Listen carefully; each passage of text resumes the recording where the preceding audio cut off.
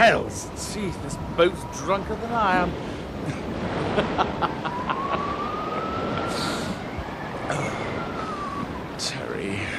Terry, how could you do that? How could you do that? A walk round the deck would be good. Yeah, a walk round the deck would be good. A nice, quiet walk in the dark.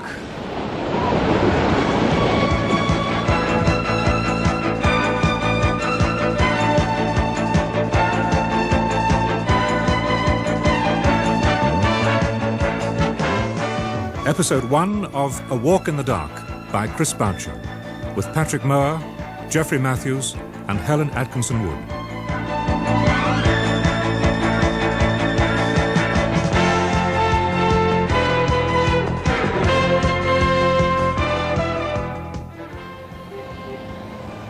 Still no sign of it?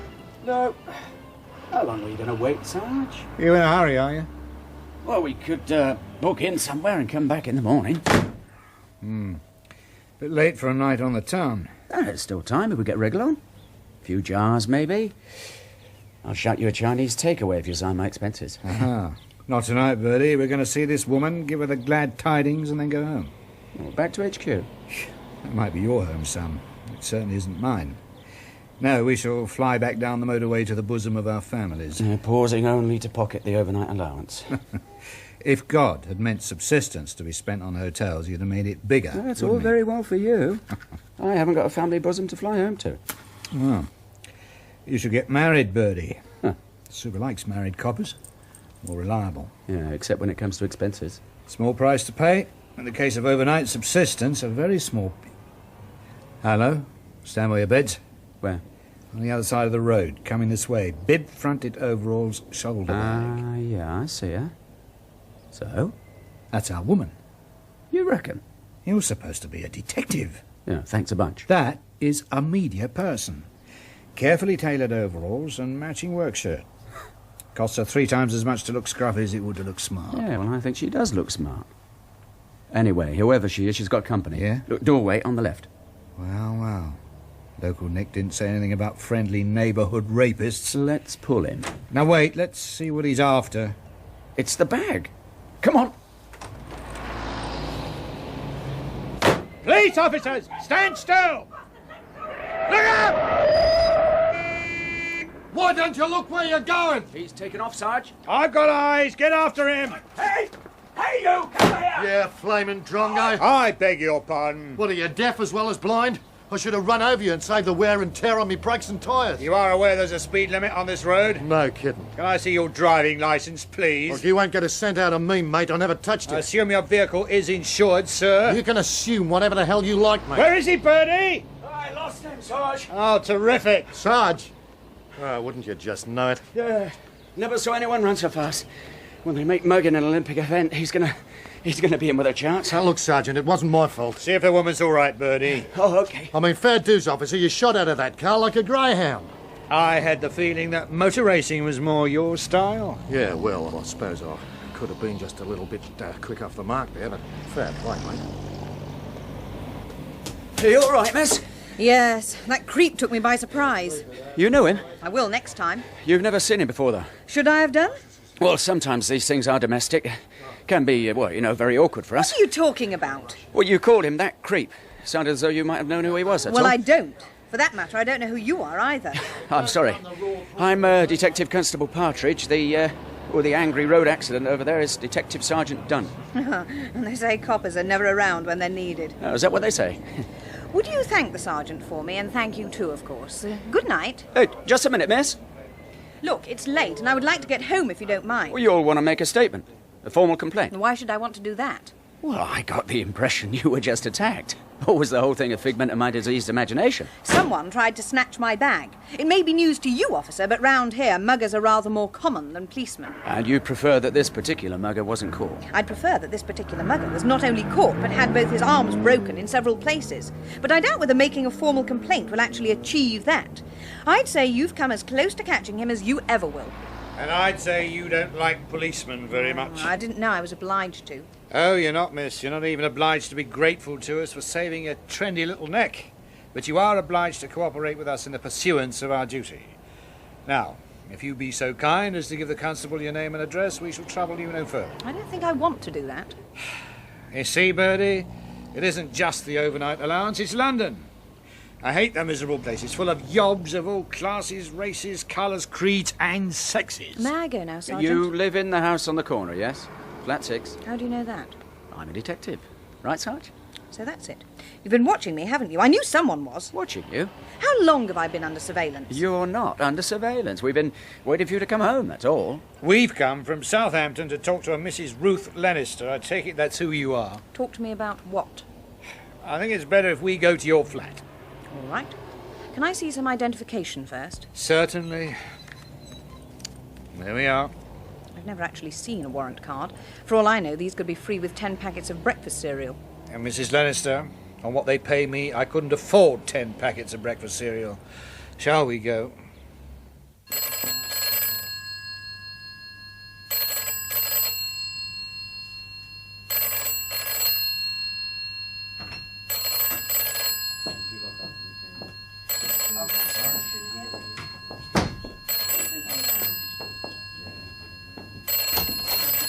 Excuse me, I'll have to start the 3362? Hello? Well, it shouldn't take... Hello? Well, no, if we ask. Is someone there? What's that, wrong number? Apparently. If you'd like to wait in here, I won't be a moment. Oh, Thank you. cute. Charming little place. Oh, I like it. Yes, you would. Be fair, Sarge. It's, well, it's very, Very trendy. oh, stylish. Stylish. Yeah, it's a very stylish room. Oh, look, you've got to stop reading those kind of supplements, Birdie. They soften the brain. I wonder where the husband is. Oh, he's probably out looking for somewhere comfortable to sit. Watch it. What? Do sit down, gentlemen. Oh, thank you. I prefer to stand, if you've no objection, Mrs. Lennister. None. But I do object to being called Lennister. My name is Ruth Cobb. Miss Ruth Cobb, for the record. I think that's the expression, isn't it? And that would be your maiden name? When my husband left me, he took everything which, in his view, belonged to him. Ah. In my view, that included his name. You're divorced? I'm surprised they didn't tell you that. They? Whoever's responsible for this investigation. Why do you assume you're being investigated? Why else would you be following me? You have a brother, Stuart Cobb. Yes. Yes. When did you last hear from him? What concern is that of yours? Am I right in thinking that since the death of your parents, Stuart Cobb is your closest remaining blood relative? Have you heard from him recently?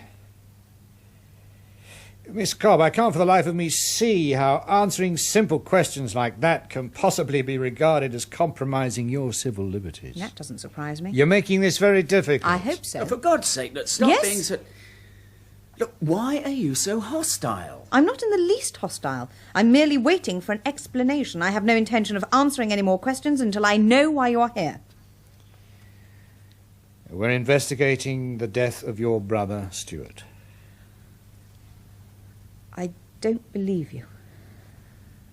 Stuart Cobb was a passenger on the Carthena en route from Sydney to Southampton. He is believed to have fallen overboard during a storm in the Bay of Biscay. The ship's master has reported him missing, believed drowned. I don't believe you. There will be a formal investigation when the ship docks at Southampton. In the meantime... Hey, here, miss. You're right. Perhaps you better sit down, Miss Cobb. Can I get you something? A drink. Where'd you keep it? It doesn't matter. Where? In that cupboard. Yeah, nice one, Sarge. You're all heart. Just get a damn drink, will you? I'm sorry, miss. What? What did you say? I said I'm sorry. Oh, well, that makes all the difference, of course. There you are. Now drink this. Go on. Drowned? I'm afraid so. Were you and your brother close? Depends on what you mean by close. Did you know he was coming back to England? No. When did you last hear from him? 2 months. 3. something like that. We're neither of us great letter writers. You made no mention of leaving Australia. I told you no. Sarge, look, could I have a word? Yes. Look, I know you want to get it over with and get home, but aren't you pushing her a bit hard? You've been taking stupid pills Just again. because she gets up your nose. You want to join her there, you just keep Be talking. fair, Sarge. She's having a rough time, wouldn't you say? We're in the business of bleeding ulcers, not bleeding hearts. If you say so. Well, I do say so. Right. Now let's get on with it, shall we? How long is it since you've seen your brother, Miss Cobb? I'm sorry I've got to ask you these questions. I realise this is a bad time for you, but You're only doing your job. that was not what I was going to say. But since you mention it, You supercilious bastard. how long is it since you've seen your brother, Miss Cobb? He went to Australia 3 years ago. A registered immigrant? No. And why did he go? Do you know? Why does anyone go? I've often wondered. He was dissatisfied. He was looking for something better. And did he find it? He found a better job, anyway. But he was unhappy, still unhappy. Stuart wasn't a depressive, if that's what you're getting at. My God, that's it, isn't it? You're asking me if my brother committed suicide. We have to look at all the possibilities. Well, you can stop looking at that one. You seem very positive I about am it. very positive about it. To the best of your knowledge, did your brother have a drink problem? What do you mean, to the best of my knowledge? Or by your own admission, you hadn't seen him in 3 years. People change. Stuart didn't. Change? Drink. Not ever. Not ever. Was he a Mormon or something? Or something. Like what, for instance? I don't see that it's any of your damn business. The preliminary report from the ship's master suggests that your brother may have been drinking heavily on the night of his death. Garbage. So did he have some religious conviction which prohibited alcohol? It was a personal conviction. Stuart hated the idea of not being in total control of himself the whole time. I see. I doubt that. Well, what was he afraid of? He was a very private person. Even from you? What did Stuart do for a living? He designed software. He what? Computer programs, Sarge. Ah, one of the new elite. Who did he work for in Australia? I don't know. You said he got a better job. As far as I remember, he wasn't very specific about it. Have you got a recent photo of him? Yes. I think there's one in the bureau. That's odd. Something wrong? Getting forgetful in my old age. I thought I tidied this lot up. Here we are. Stuart's the one on the left. Who's this other man? I've no idea. A friend. Uh-huh. Do you mind if we hold on to this for a while? Would it make any difference if I did? Of course. I'd like it back eventually. As soon as we've had it copied. All right. Well, thank you for your help. That's it, is it? The interrogation is over. Yes. I'm sorry we brought such bad news. So am I, Sergeant. Come on, Birdie. Let's go. Will you be okay? Perfectly, thank you. Well, there isn't anyone you'd like us to call? Call? Well, a friend, neighbour, maybe? Oh, I see. Someone to sit with me, you mean, while I weep for my brother? Someone to make tea and lend a sympathetic ear to my reminiscences of those dear, dead days beyond recall? Well, it's a normal enough reaction. I expect it is. It's not really my speed, though. Sorry about that. Come on, Birdie. Oh, don't apologise, miss. I wasn't. You will let me know the results of your investigations, won't you? Oh, yes. We'll be in touch, Miss Cobb. Good night. Good night. Hard-faced bitch. Ruth Cobb. Ms. Ruth Cobb. Ms. Ms. What sort of word is that anyway? Ms. I quite liked her. You liked her? You must be out of your tree. Out of my tree. Insane, Sarge. I Insane. know what it means. I was merely wondering why he'd suddenly taken against the Queen's English. Well, what's the Queen done for me recently? Anyway, I thought the toothsome Miss Cobb was just your borough. Yeah, well, I thought she was going to be, I must admit. You live and learn, though, don't you? I hope so, Birdie. Wouldn't see much point to it otherwise, would there? Come on, let's go. I feel sorry for the guy who was married to her, mind. I shouldn't waste your sympathy, son. Either she was chilly when he married her, in which case he got what he wanted, or she cooled off afterwards, in which case he got what he deserved. Maybe she got what she deserved. I wouldn't argue with that. I doubt she'd argue with it either. I think that's what I liked about her. It used to be called guts. Guts? Oh, come on, Sarge, you're joking. No, I'm not. Yeah, I bet you're a closet Biggles reader, aren't you? No, Philip Marlowe's my name. Yeah, and I'll buy you a trench coat for Christmas. Well, I look forward to that. Remind me to give you the measurements. So, Ruth Cobb is a gutsy lady, is she? How would you describe her? Cold as a penguin's chuff. You've got some more living and learning to do, Birdie. All right. Look, I'll allow she was shaken when you told her, but then... Well, you weren't exactly gentle about it, were you? No, not exactly. 2 minutes later, you could have been talking about the milkman falling off his trolley. Not her brother falling off a ship. You don't cry in front of strangers. Not if you got guts, right? Right. Yeah, well, I'll give you long odds Ruth Cobb doesn't cry at all. And I take them, except that you and I are never going to know. Now put your bloody foot down, will you? My wife likes to see me occasionally. She's old-fashioned that way.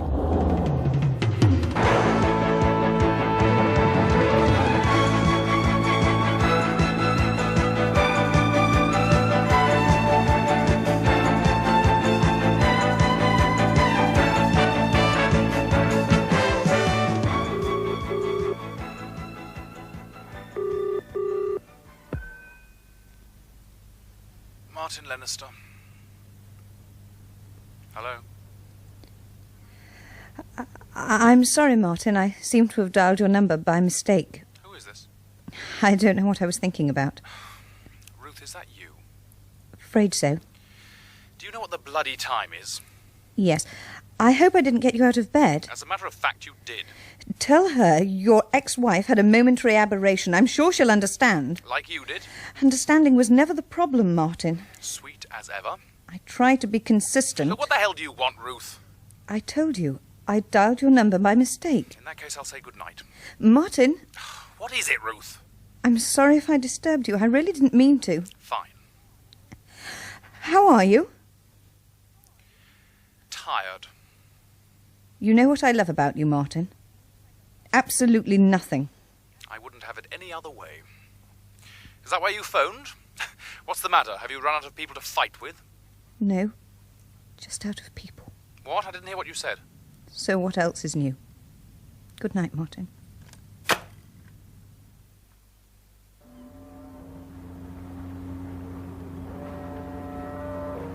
Now then, Captain, we've established that Stuart Cobb was last seen about 11 p.m. leaving this saloon by that door, coming out onto the deck here. Since he was never seen again, we have to assume that he went over the side about that time. That was about the time we were getting the worst of the weather. The wind was storm force 10 and there was a very big sea running. Strictly speaking, the man should never have been allowed on deck. I gather you gave the stewards a bit of a rollicking about it. I did my full Captain Bligh routine. Not entirely fair, of course. He was a grown man, after all. A grown drunk. Not quite the same thing, surely? Hence the rollicking. Yes. What I really wanted to ask you, Captain, was, from your experience, is there any particular part of this deck he was most likely to fall from? Mercifully, Sergeant, my experience of losing passengers from any part of any deck is limited. You mean it's never happened before, sir? You needn't sound so surprised, Constable. This is a cruise liner, you know, not an outward-bound square rigger. Besides, drowning people is against company policy. So, what made this time different, sir? I wish I knew. But you do have a theory. In my opinion, your man committed suicide. Yes, well, that would be tidier, certainly. Absolutely right, Sergeant.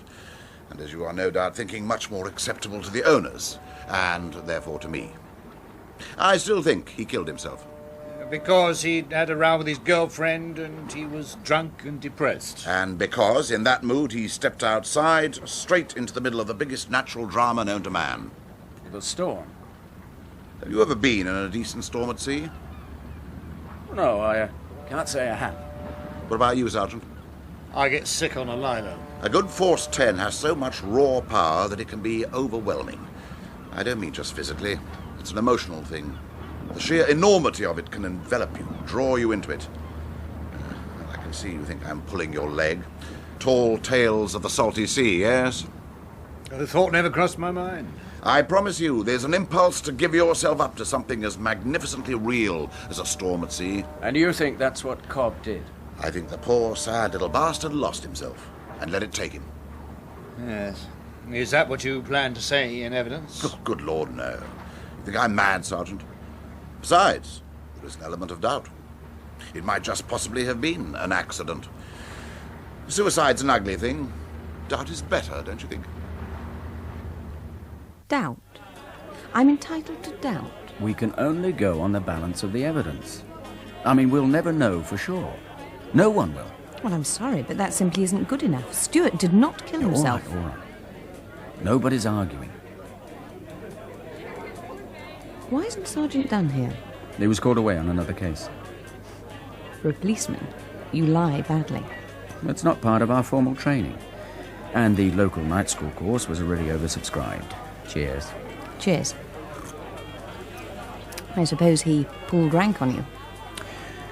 We tossed for it. And you lost. No, actually, I won. Should I be flattered? Suit yourself. It was the overnight trip to London I fancied. Ouch. That was a lie, too. Why do you only believe the unpleasant ones? Psychoanalysis was part of your formal training, was it? Oh, yes. We all take an in-depth course. 2 whole days. Mind you, it is combined with karate, not tying a wicked bottom chair repairing. Still, we do get a certificate which guarantees we all have a basic understanding of human nature. You're brighter than you look, aren't you? No. I'm just not as stupid as you think. I also hate to be patronised. Especially by a woman. Exactly. That's a very sexist remark. I hope so. Mr. Partridge. Birdie. Or if it would choke you to be that familiar with a policeman, then Constable Partridge will be fine. Why all the aggression suddenly? Well, it's a fear response. Mm-hmm. Or what's your excuse? Birdie.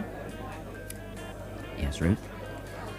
What happened to my brother did not happen the way your report suggests. Oh, look. Sergeant Dunne's a dry old bugger, and he's not into rushing about doing heavy squad spectaculars, but he is thorough. We talked to all the witnesses. We interviewed everyone involved. They were lying. Oh, come on. Some or all of them were lying. Why? Isn't it obvious? Not to me. It's a cover-up. Oh, a conspiracy. Terrific. Everybody loves a good conspiracy. I'm serious, Constable Partridge. You see, there's one vital piece of information about Stuart that you haven't got.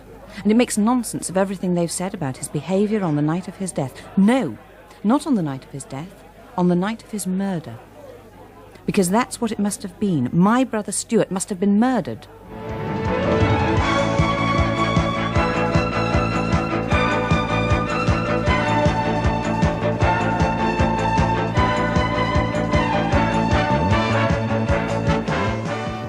That was episode 1 of A Walk in the Dark by Chris Boucher.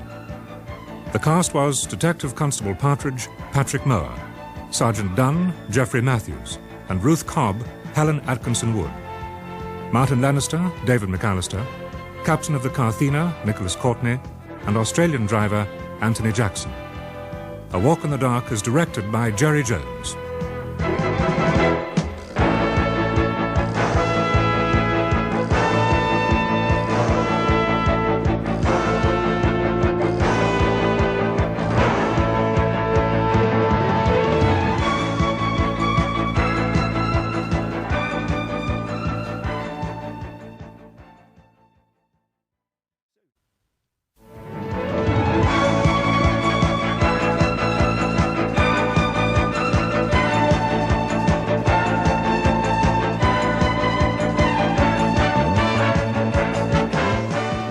Episode 2 of A Walk in the Dark by Chris Boucher, with Patrick Mower as Partridge and Helen Atkinson Wood as Ruth Cobb.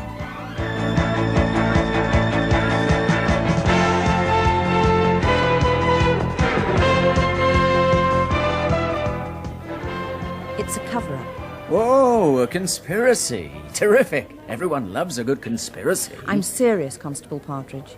You see, there's one vital piece of information about Stuart that you haven't got, and it makes nonsense of everything they said about his behaviour on the night of his death. No, not on the night of his death, on the night of his murder. What? Because that's what it must have been. My brother Stuart must have been murdered. Murdered? Look, Ruth, love. Don't love me. No problem. I'm telling you, my brother was murdered. And I'm telling you that Detective Sergeant Dunne and I talked to all the witnesses, and there may be some doubt as to whether Stuart Cobb fell off that cruise liner or whether he jumped. But there is absolutely no possible reason for thinking he was pushed. He was having an affair with a girl on the ship. They quarrelled and he got drunk and depressed, right? Right. Wrong. He wasn't the type. I know, a very private man who never drank because he hated not to be in control. You told us that already. And when I did, you asked me what he was afraid of. That was a very perceptive question. I'm glad you liked it. He was afraid of being indiscreet. Booze makes you careless. Stuart couldn't afford a careless indiscretion. Oh, don't tell me. Let me guess. He was working undercover for the SIS. Oh, he was a spy, wasn't he? He was gay. He was what? You heard me. You can't be serious. No, of course I'm not. I'm joking. Cue for sniggering and the latest batch of poofter jokes. Did you hear the one about the rather nice man who had no difficulty in accepting other people for what they were, but couldn't believe that anyone would do the same for him? Anyone except me, that is. So he spent his life pretending to be something that he wasn't. Well, one thing's for sure. He did a damn good job of pretending on that ship. I talked to the girl. Well, she was convinced. Or maybe just convincing. According to her, it was a shipboard fling that got out of hand when Stuart got too serious. Apparently, he wanted to marry her. Accepting that what I say is true, does that story now strike you as likely? You hadn't seen him for 3 years. You said yourself that neither of you were great letter writers. He could have changed. He goes to Australia, a reserved, abstemious homosexual, and returns 3 years later, an emotional, drunken hetero. He wanted to marry her. So she says. I believed her. Her rather than me. Ruth, it is not unknown for men, or women for that matter, to marry against their nature because they want to be, well... Normal? If you like. No, not much. I think that they're normal the way they are. Oh, don't have a go at me, love. I liked gays even before it was compulsory. That's a cheap shot. Yeah, probably. Yeah, probably it was. So you don't reckon your brother was trying to join the rest of us? He had no reason to. He was comfortable with himself. He spent his life pretending. Not to me. Not to himself. The, snapshot you gave us of Stuart in Australia. When am I going to get that back? Yeah, I've got it here. Yeah, sorry we kept it so long, but we had some trouble getting decent copies of it. The, other man in the picture. Was he... I honestly don't know. The letter didn't mention him. Does it matter? Not really, I suppose. Another drink. What happens now, then? Well, I'll tell Sergeant Dunne what you said. And he'll treat it as a murder investigation? Well, it may not be that simple. Another vodka? Not for me. Ruth, the investigation is complete. Look, officially, I mean. The report's already gone in. Like I said, it was very thorough. It did reach a plausible conclusion. Plausible, but wrong. The thing is, I'm not sure that what you've told me is solid enough to get the investigation back on the books. We've got a hell of a caseload, you know. Can you give me the names and addresses of the people you talked to? No. Why not? Against the rules, sorry. Really? No, I'm not going to argue about it, love. It's not on. I'm sorry. All right, if that's the way you feel. Oh. I suppose I've just blown my chances of taking you out for a meal. What did you have in mind? No, I'm easy. I'd be happy to leave the choice to you. I'm strictly a country boy, lost and alone in the big city. Do you like Chinese? Love it. There's a good takeaway around the corner. Bit cold for a picnic, wouldn't you say? My flat's warm, or your hotel room? I imagine that's warm too. Well, well, well. And they said there was no Santa Claus. Shall we go? I think not. Another time, maybe. You just lost me. Yes, indeed. Well, it's been really average talking to you, Ms. Ms. Cobb.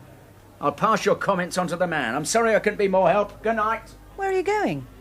Birdie? Wait a minute! Birdie! Birdie, wait! Birdie, what the hell's the matter with you? Your place or mine. You know that's almost too pathetic to be insulting. What are you talking about? Hey, wait for me! Was I really supposed to believe that you'd fallen under the spell of my boyish charm and good looks? You must think my head zips up at the back. It's certainly beginning to look that way. I don't know which is the more offensive.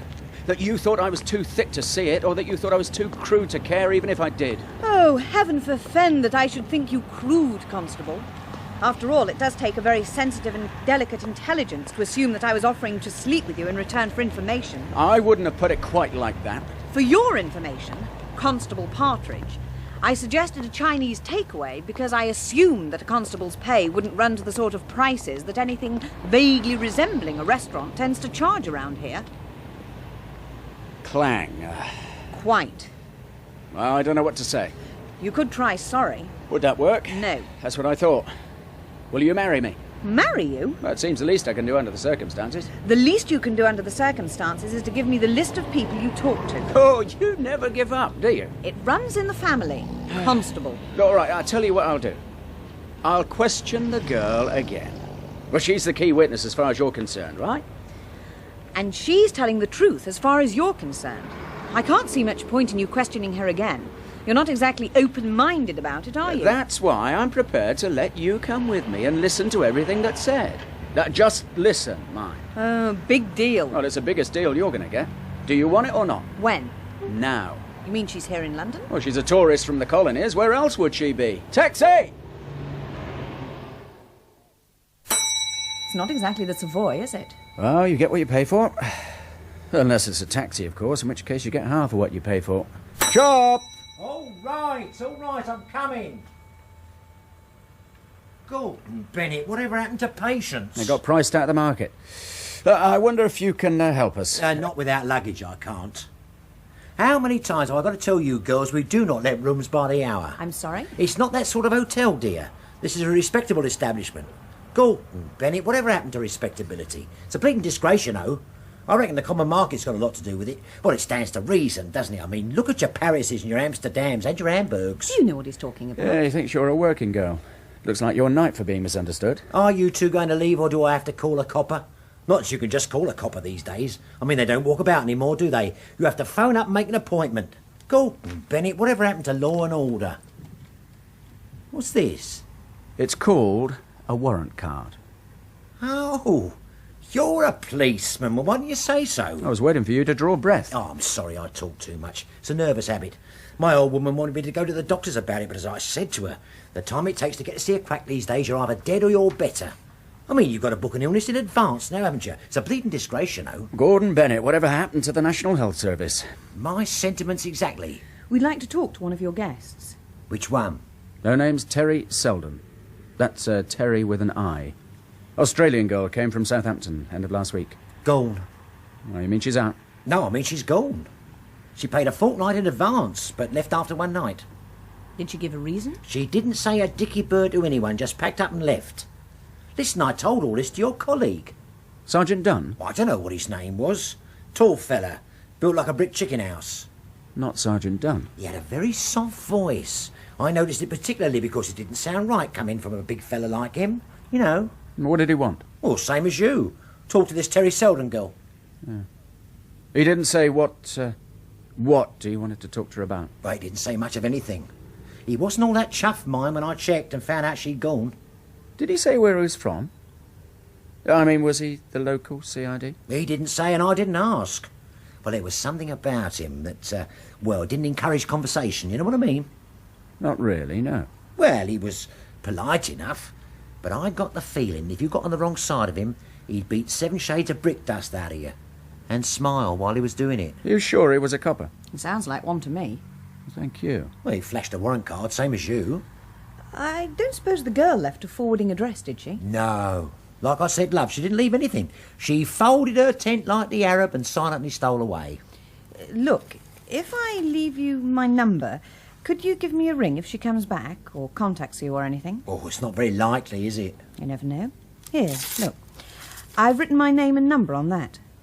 Gordon Bennett, you ripped up a fiver. Right. Can you read the number I've written on it? Yeah. Good. Come on, Birdie.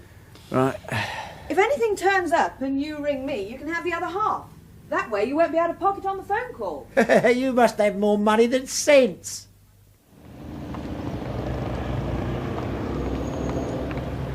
He's right. You do have more money than sense. Not anymore. Well, in that case, I'd better buy you a meal then.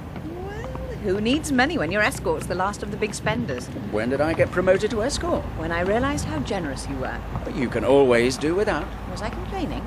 Sounded like a reasonable imitation. I suppose paranoia is an occupational hazard in your profession.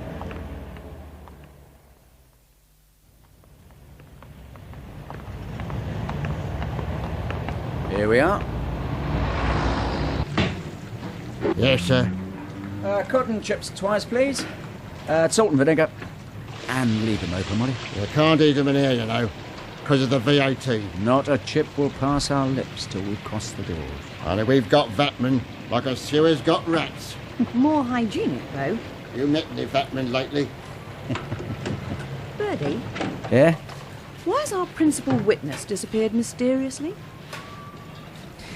Has anyone ever told you how beautiful... Don't be Don't stupid. interrupt. How beautiful your interrogation technique is.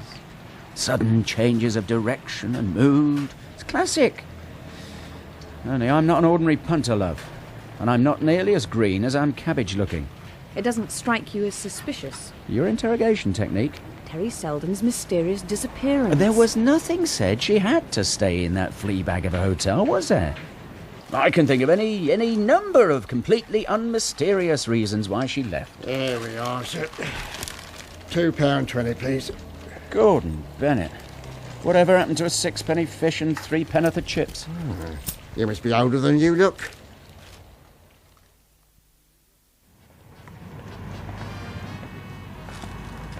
Walking and eating at the same time is very bad for the digestion. Yeah, it's difficult too. Keep getting fish up my nose.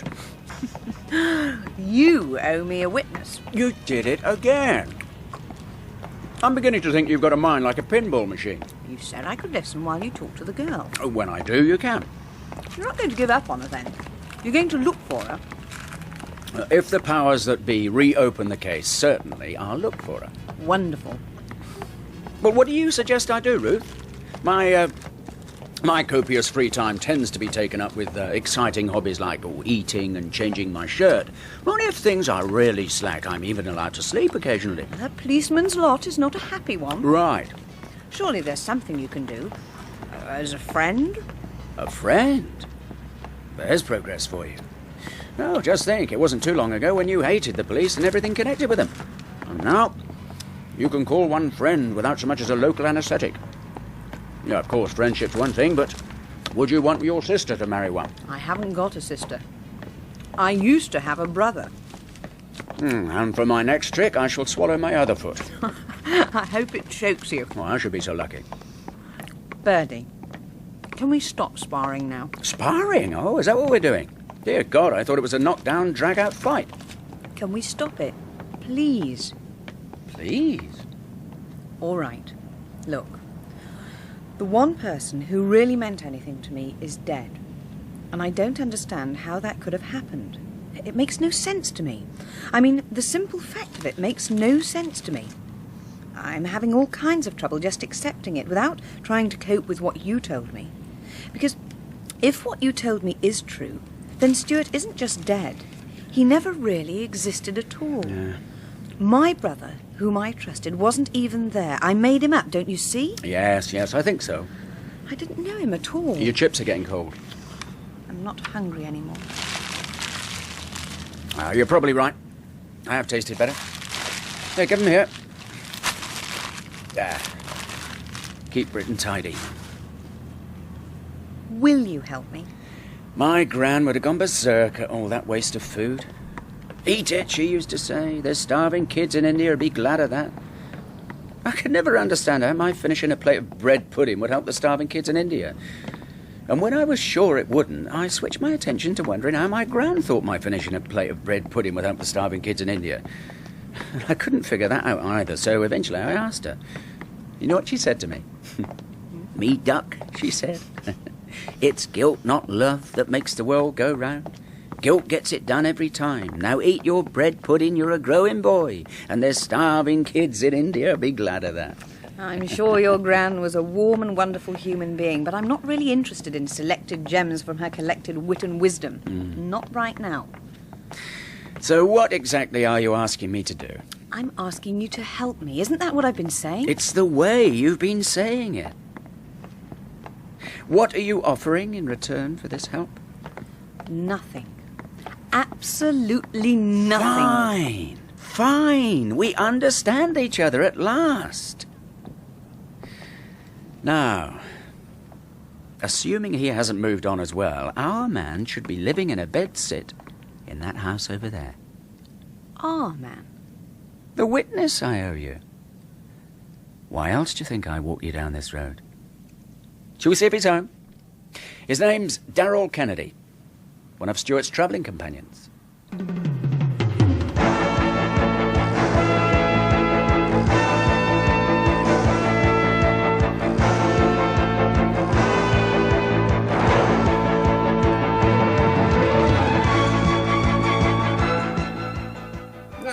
We weren't what you'd call mates. I mean, I'd never met the guy before. That's before you met him on the boat. Right. Who was it introduced you? Are you kidding? It was a one-class cruise liner doll, not Royal Bloody Ascot. Introduced us. How did you meet him? Do you remember? Not really. I probably fell over him in the bar. That's how I met most people. Listen, are you sure you won't have a drink? No, thanks, but... No, I won't take no for an answer. I've got a fridge full of Frosties. Chilled to perfection. Now, there you go, sport. Cheers. And one for darling. Now, don't drink that too fast, because it's stronger than you're used to. That's genuine Australian lager, brewed as only Australians know how. What did they do? Tread goats? Right, Constable. Now, what are these few little details you wanted to clarify? So far, all you've done is ask me the same bloody questions you asked me on the boat. And you've given me the same answers. Do I get brownie points for consistency? Tread goats. I just got that. That's very good. It's the last tube of lager I waste on you, darling.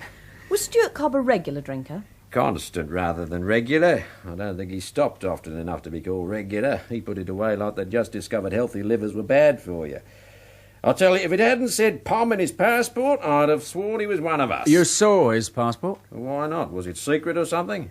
It wasn't found, that's all. Well, neither was he. I should think they're both pretty waterlogged by now. The girl, Terry Selden. Nah, there was a good-looking piece.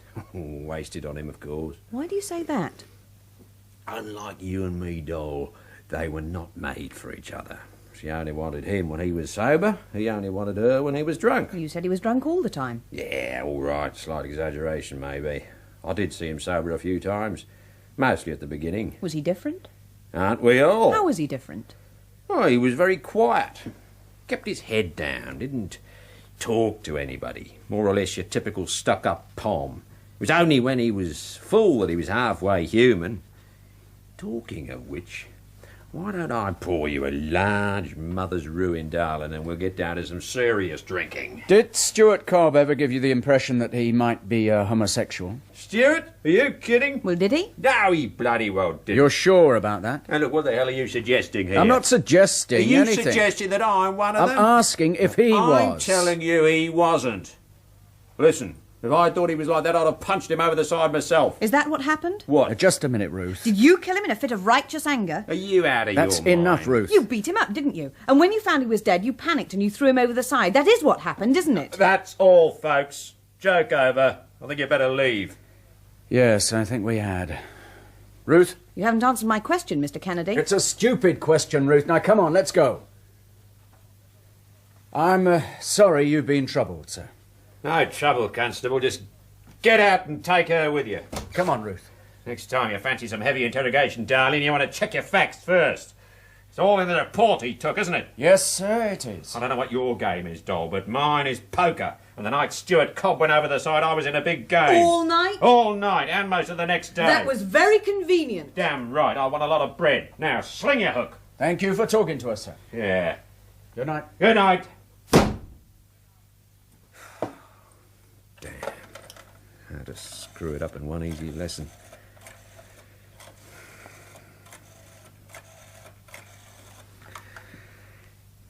Kennedy. I just had a visit. It was Partridge. Yeah, from the ship. He had a woman with him. No, it was Cobb's sister.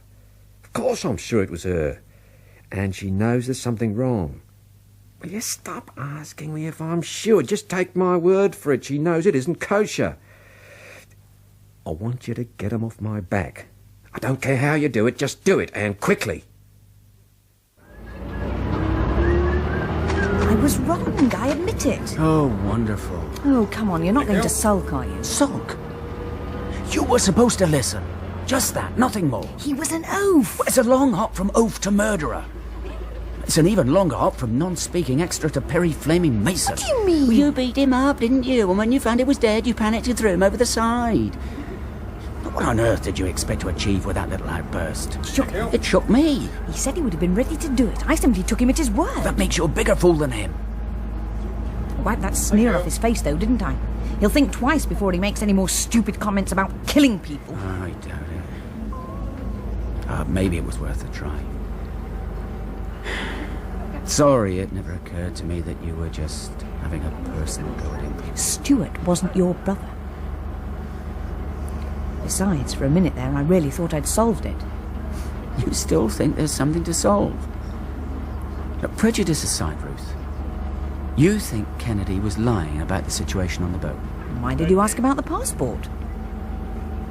It rang a bell. Something Terry Selden said. Yes?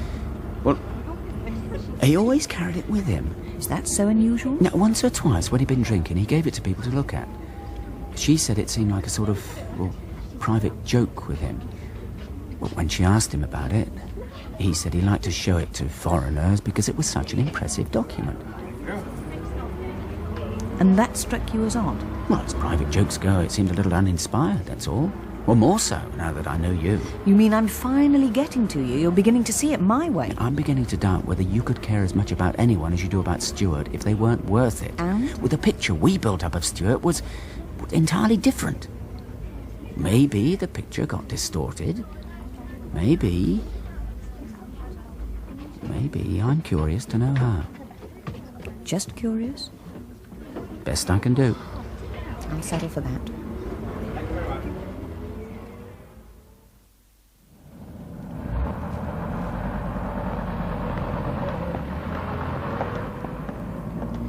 I can get some leave from work. I've got 3 weeks due. Oh, good idea. I should go away somewhere. Try and forget about it for a while. I could come to Southampton. Well, that would be very nice, Ruth, but I must warn you, I don't get much free time. I mean, I could be on hand for the investigation. Yeah, I know you do. I don't think that would be a very good idea. Why not? Look, just leave it to us for the time being. I'll let you know if we need any help. Hang on. What's wrong? That car. Which one? Parked opposite the flats. What about it? I saw it parked across the road from Terry Selden's hotel. Well, it's a common enough model. It was that one. You reckon? When you and Sergeant Dunne first came to see me, I told you I was being watched. We put that down to shock. You remember somebody had just mugged you? And what do you put it down to now? Imagination. Look! It's driving off. He knows he's been spotted. Me, she calls paranoid. Come on. I'll see you to your front door.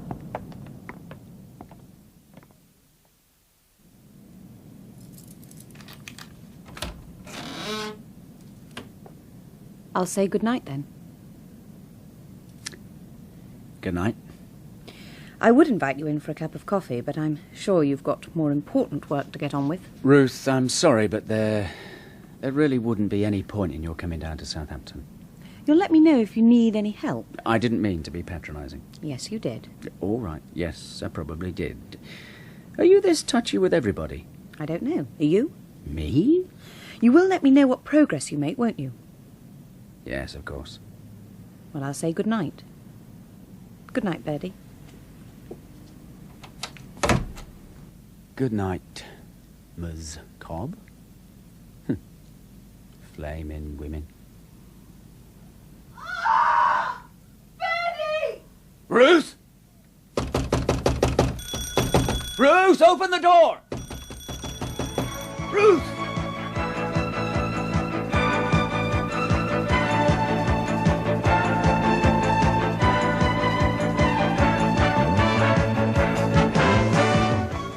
That was episode 2 of A Walk in the Dark by Chris Boucher.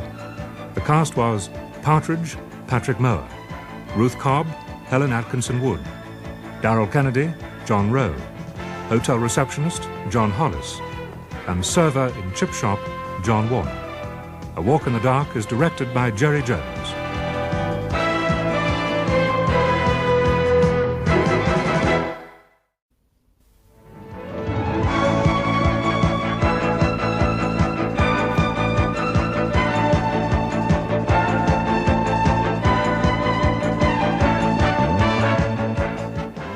Episode 3 of A Walk in the Dark by Chris Boucher, with Patrick Mower, Geoffrey Matthews, and Helen Atkinson Wood.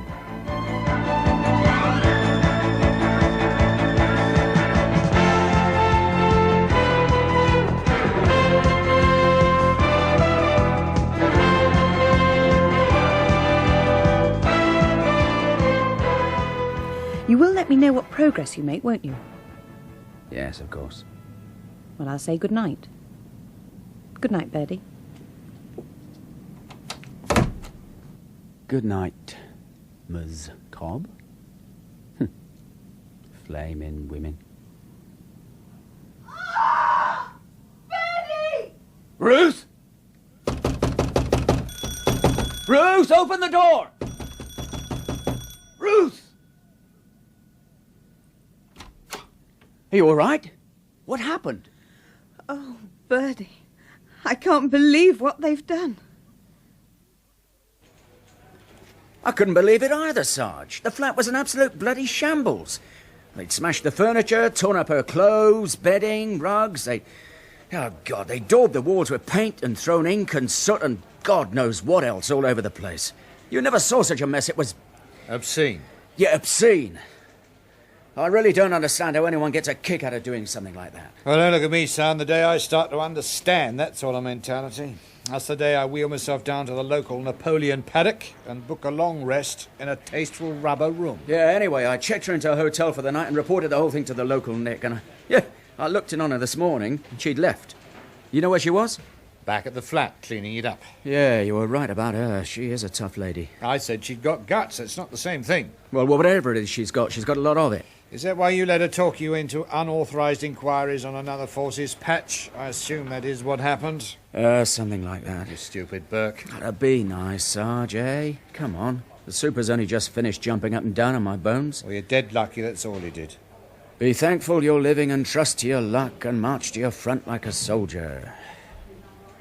Kipling. You do realise you could have been wallified for what you did? What's the matter, Birdie? Are you nostalgic for the blue surge in the big boot? I still don't see how the locals got onto it.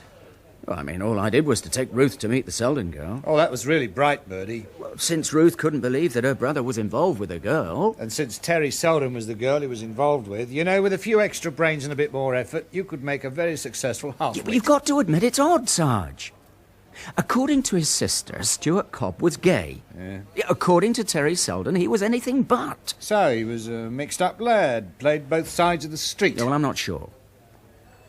Well, I'm not even sure anymore that he drowned himself. By accident or on purpose. Have you got any evidence for thinking somebody threw him off that ship? No, not exactly. No, not remotely. Terry Selden wasn't at the address she gave us. She didn't like the hotel. She left. Well, having paid 2 weeks' board in advance. It happens. Darrell Kennedy was still where he said he'd be. Yeah? And he didn't change his story at all. Well, his Barry Mackenzie look-alike act was just the same, if that's what you mean.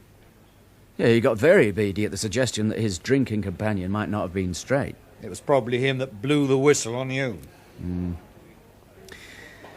Well, what do I do now, Sarge? You keep your head down. You've got a few fences to mend, son. I can't just leave You can't it. do anything else. Ruth's expecting us... Well, me, to sort it. It's already sorted. I'm not sure. You don't have to be sure. I have to be sure. And I am sure. Now, the next job on your list is the Henderson break-in. I want a house-to-house, the whole street. Huh? The Wallis already did that. And came up empty. Now I want you to do it again.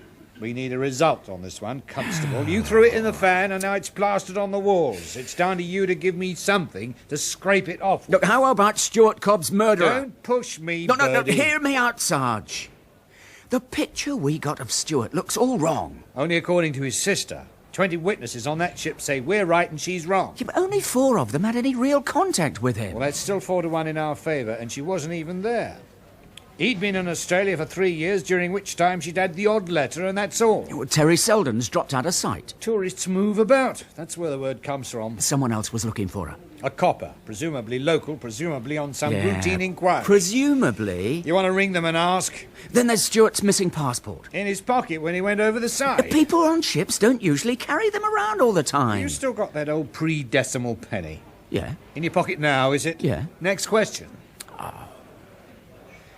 Look, his sister's being hassled. She thinks she's being watched. She's been mugged. Her flat's been wrecked. So it's not a lucky month. You really are all heart, aren't you? She lives on the edge of a very rough area. Muggings, break-ins, vandalism, it's not unknown. But what about the phone calls? Oh, for God's sake, When we Birdie. first went to her flat, you remember the phone was ringing. She answered it and there was no one there. Well, she says that it keeps happening. Well, that happens to everybody. It's not a big drama. Anything else? No. Not that I can think of.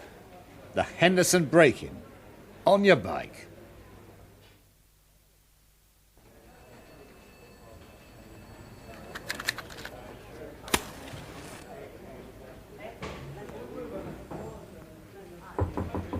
Come in. Can you spare a minute, sir? Yes, Harry. Come on in. Have a chair. Oh, thank you. How did you take it, your DC, what's his name, Partridge? I gave him a right kicking. Well, it's no more than he deserved, and he knows it. He's not a bad lad, though. Keen, brighter than the average. That's why I only gave him a kicking. Yeah. So, what can I do for you, Harry? Well, it's that case, the Stuart Cobb business. What about it? Would it be okay with you if I gave it another quick look? Why? Well, to tell you the truth, I'm not really sure. It feels a bit iffy suddenly. Case is closed, Harry. Couple of days, sir. What can it hurt? You short of work, are you? Not exactly. But you have got time to waste going over old ground. I like to be thorough. You were thorough. Leave it, Harry. Case is closed. Half a day, then. Just to check something out. With Cobb's cabin steward. His name's Flanders. He lives locally. Are you deaf, Sergeant? I said the case is closed. Now, I'm ordering you to leave well enough alone. Do I make myself clear?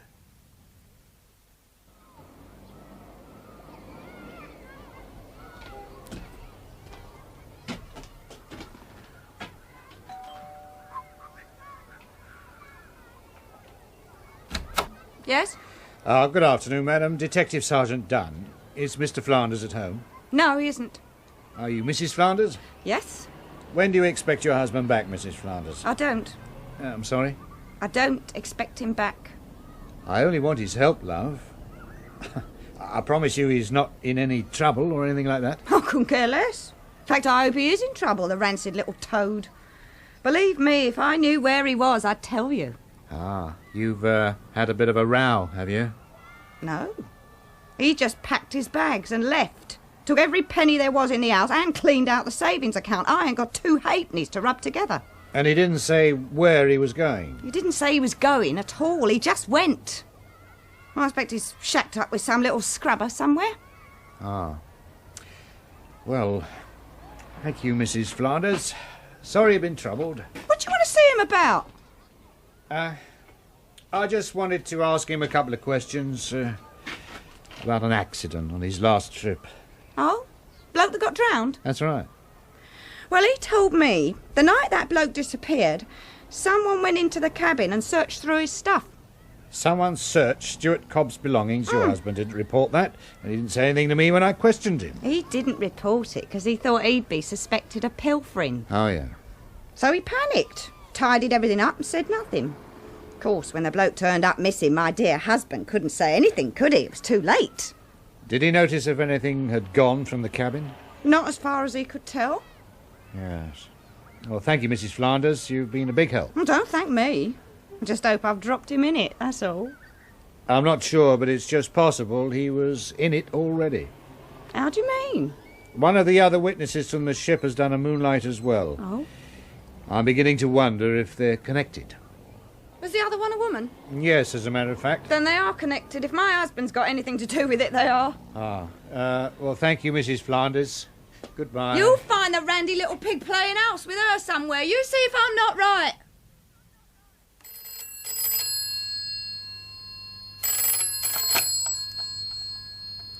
Ruth Cobb, hello? Oh, hello, Miss Cobb. Yes? Jack Green here. Do you remember me? The receptionist at the Cadogan Hotel? Go, Bennett, you left me your number on half a £5 note. Told me to ring you if that girl Terry Selden contacted me. Yes, I remember. Well, she has contacted me. In a way. In what way? Well, if you'd like to come over and bring the other half of that £5, I'll show you. So you see, Miss Cobb, if a guest walks off with a room key in their pocket, all they have to do is stick a stamp on this panel, post the key back to us. And you're absolutely certain this is Terry Selden's key? Of course I am. I told you she didn't leave anything. Well, as it happens, that included her room key. Now, if you look carefully at the address panel, you can read the postmark quite clearly. Steerham? Yeah, Norfolk. It's pronounced Stareham. It's a little market town. Nothing much to recommend it, especially in the winter. Posted... 5 days ago. Gordon Bennett, whatever happened to the postal service? 5 days. It's probably long gone by now. Yeah. Can I use your phone?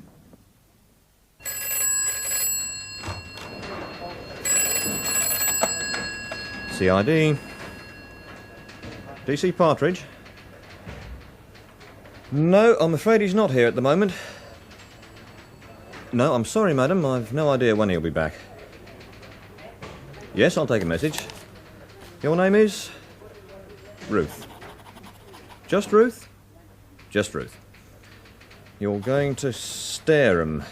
You want to spell that? S-T-E... Is that double E? Double E. R-H-A-M, yeah. In Norfolk.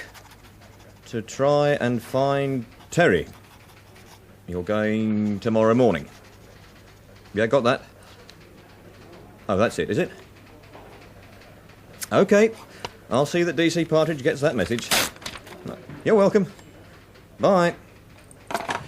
Oh, looks like Birdie's love life down the tubes again. I wonder what's so special about Terry. She's the key to this whole thing, Birdie. The more I think about it, the more certain I am of that. You really are amazing, Sarge. What? Well, I flogged myself to death trying to convince you, and what does it get me? Zilch.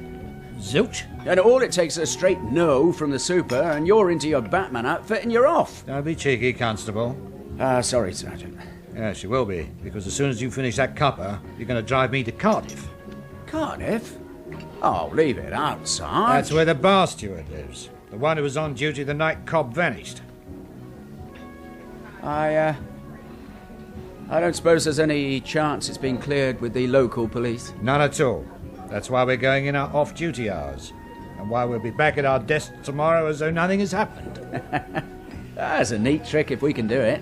Just don't flash the warrant card, Birdie, and check carefully. We shall tiptoe through the taffies and they'll never know we were there. We'll be private citizens on a private visit. There's no rule against day trips to Cardiff. Why should they make a rule? Who in their right mind wants to go to Cardiff on a day trip? You ready? No. Oh. What's this guy's name? Jones. I knew there was a reason I couldn't remember.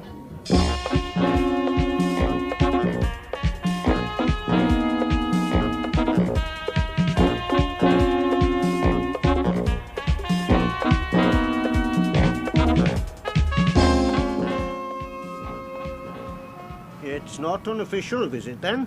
No, we just happened to be passing, Mr. Jones. Your wife told us you usually walk the dog here, last thing. You like ships, do you? Love 'em. Wouldn't sail any other way. I hate the bloody things. You wouldn't believe it, would you? Make my living as a steward and hate bloody ships.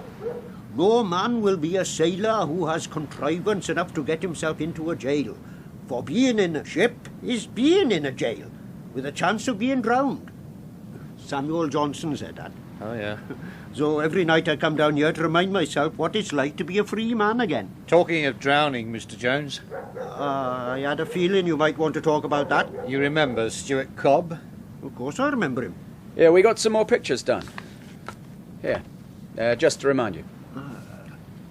This isn't the picture you showed me before? No, that was a snapshot we got from his sister. This is a blow-up from it. Yeah, we had some trouble getting these done. Cock up with the requisition. Let me have a look in the light over there. There were two men in the photo you showed me. Yeah, that's right. Ah, you thought so? Well, you've cocked up that requisition again. You've blown up the wrong man, boy. Let me see that. Yeah, this is Stuart Cobb, the man on the left in the original photograph. I never saw that man in my life. You identified him. I asked you, is that Stuart Cobb on the left? No. That's not what you asked me. What? I remember distinctly you said, do you recognise Stuart Cobb from this photograph?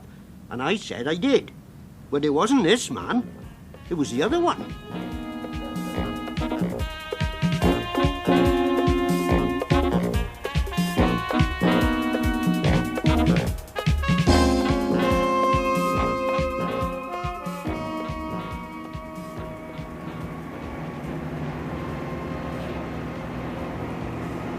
I asked them all the same damn silly question. Do you recognise Stuart Cobb from this photograph? Oh, come on, Sarge. Ah, you come on. Oh, look. You only showed it to a couple of them. Yeah, that was enough, wasn't it? Well, every fumbling social worker knows that the way you ask a question affects the answer you're going to get. Well, identification wasn't really a problem, was it? I mean, we had no reason to question it.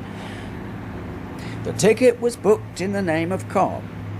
Australian passport control checked him through as Cobb. Well, that picture was just a formality. Wasn't really necessary at all.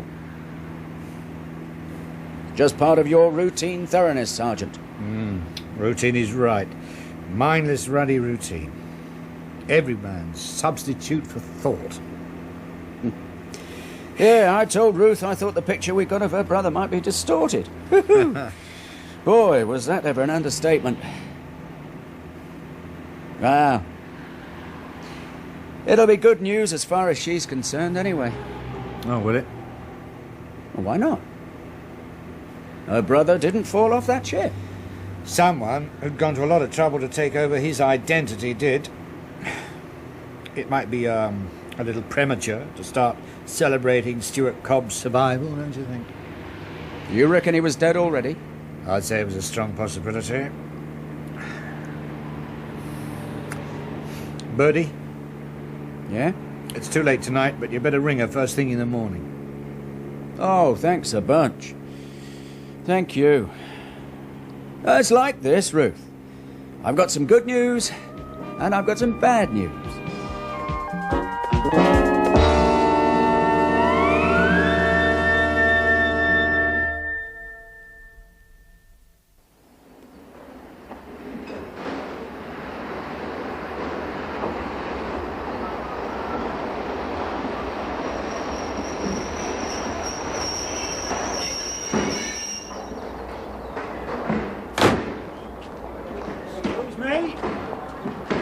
Excuse me.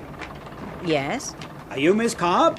Yes, I am. Good morning, miss. You ordered a minicab to take you to Stairham? That's right, I did. Here, let me take your bag. Car's over here.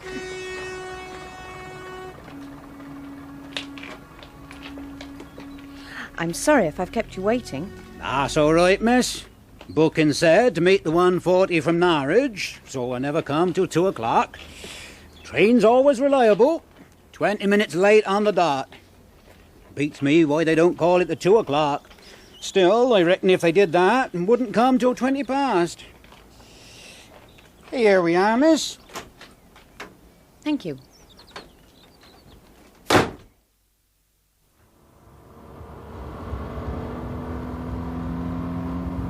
How far is it to Stairham? It's about 10 miles as the crow flies. Still, that weren't crows who built the road, so that's actually about 15. What brings you to this part of the world, if you don't mind my asking? I'm looking for a friend of mine. She's visiting Stareham. Got family down here, has she? I'm not really sure. Reckon she must have, if she's visiting. That ain't exactly a holiday resort. Unless she's a reporter. A reporter? Well, most of them are gone now, of course. Well, here they only stayed a couple of days. When they found out that one black magic, they lost interest pretty quick. That was only 'cause the body was found out near the old abbey that the black magic thing came to it in the first place. You mean there's been a murder round here? Hadn't you heard? Gruesome one, seemingly. Not that I know too much about it. We don't operate from Stareham, you see. That's the main reason why the price you were quoted for this here journey might seem a little high. No, it seemed very reasonable. Only that's to cover my travelling to and from base, you Tell see. me about the murder. I've told you all I know, really. Except they do say it must have been a right nutter. And I reckon he's still about. So don't never you go walking about after dark. Not on your own, anyway. And you make sure your friend don't, neither. I'll make sure she doesn't.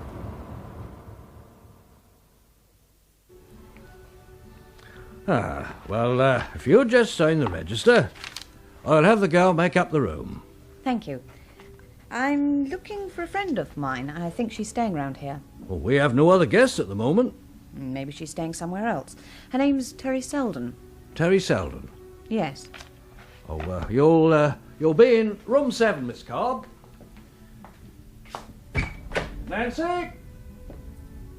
That'll take Nancy a few minutes to make up the room, so why don't you come through the bar and make yourself comfortable in the meantime? There's a nice big fire in there. I really should get on and look for my friend. Well, no rush. Stareham's a small place. We'll find her. All right. Thank you. Through here? Yeah, make yourself at home. Ah, Nancy, now do you make up room 7, would you, love?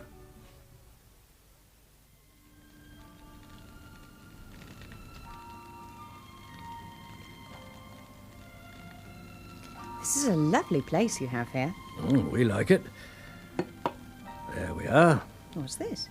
Drop of brandy. Warm you up. I don't usually... I know that's outside hours, but you're a resident. You could drink at any time. That's on the house. Well, thank you. Cheers. Cheers. You haven't heard about our murder, I suppose? The minicab driver mentioned it. Nasty one, I gather. Yeah, it was rather. Not that there are any nice ones.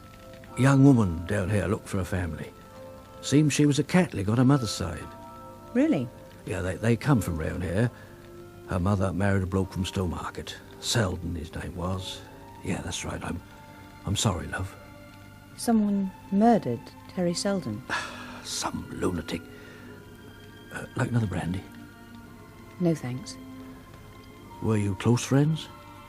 No, we weren't. She was a close friend of my brother Stuart. He's dead, too. Oh. I think I'll go for a walk. That's probably a good idea, but I wouldn't go too far. There's an east wind getting up. It'll be bitter out there before long. The driver mentioned an old abbey. You're not thinking of going there? I might take a look. That's where they found her, you know. Yes, I know. He could still be about. The maniac. I doubt that. Well, there's nothing to see. That's just an old ruin. It'll give me somewhere to walk to. They do say that's haunted. Are you trying to scare me off? Well, I don't reckon that's a place you want to go to. I'd say that was up to me. Oh, I wouldn't ever go there myself. Apart from anything else, the nights are drawn in. It'll be dark before you know it.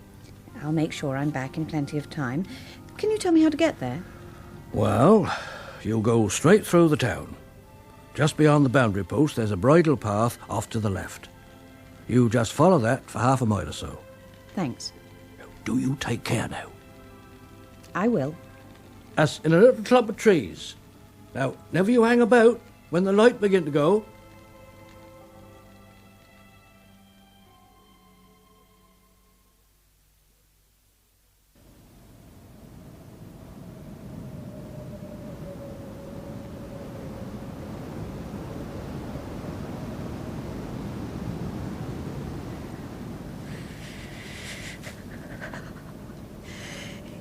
was right. The place is haunted. Oh, Terry. It's a long way to come just to walk in the dark. He was right about that, too. It is cold. Is someone there? Come on out.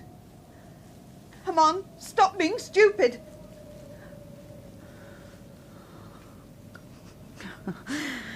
Good idea. Stop being stupid. Time to go before my imagination really runs amok. Oh! Who's there? Oh, God. Oh, my God, there is someone. I can't. Help! Help me, someone! Help me!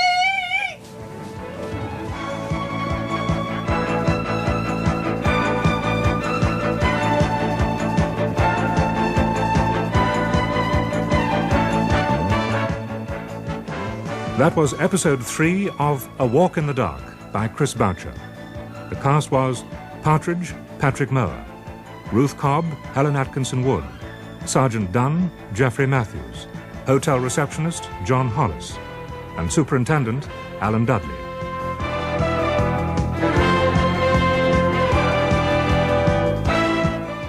Mrs. Flounders, Heather Bell; Detective, Crawford Logan; Jones, Derek Pollitt; driver in Norfolk, Martin Friend; and landlord, Peter Tudman.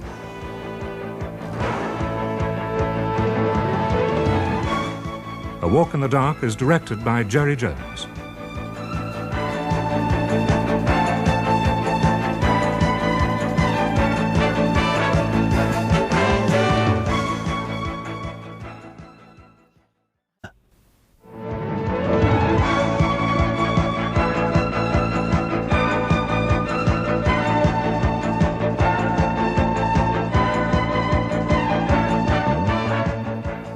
Episode 4 of A Walk in the Dark by Chris Boucher, with Patrick Mower as Partridge, Helen Atkinson Wood as Ruth Cobb, and John Rowe as Darrell Kennedy.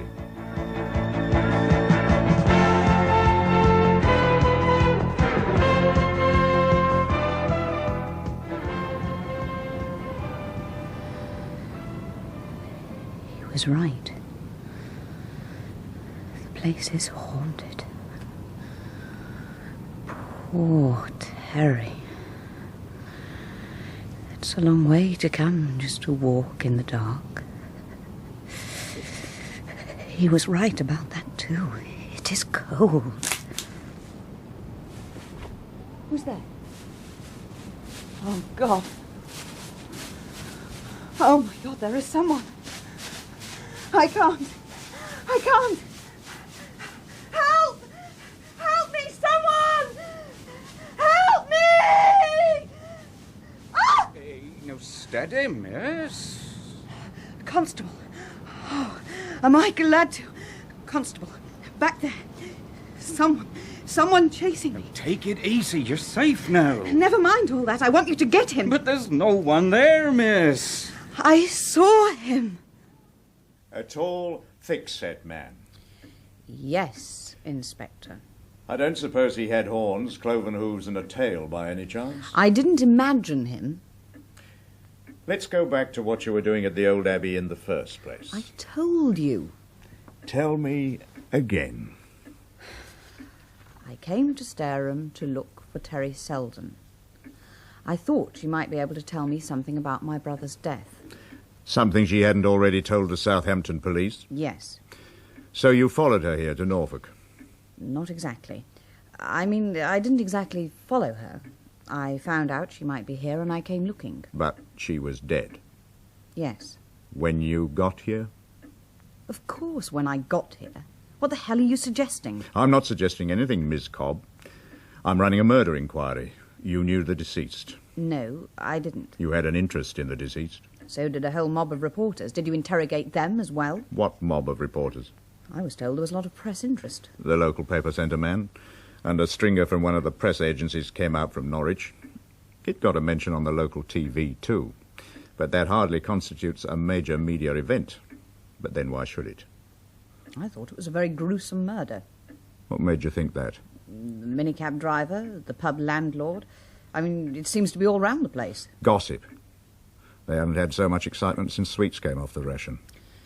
Terry Selden wasn't murdered by some passing maniac. You make it sound as though the woods are full of them. You mean they're not? Terry Selden was beaten to death. This is normal. If every man who ever beat up a woman was classified as a maniac, then the woods really would be full of them. You mean it is normal? I mean it was not an especially gruesome murder.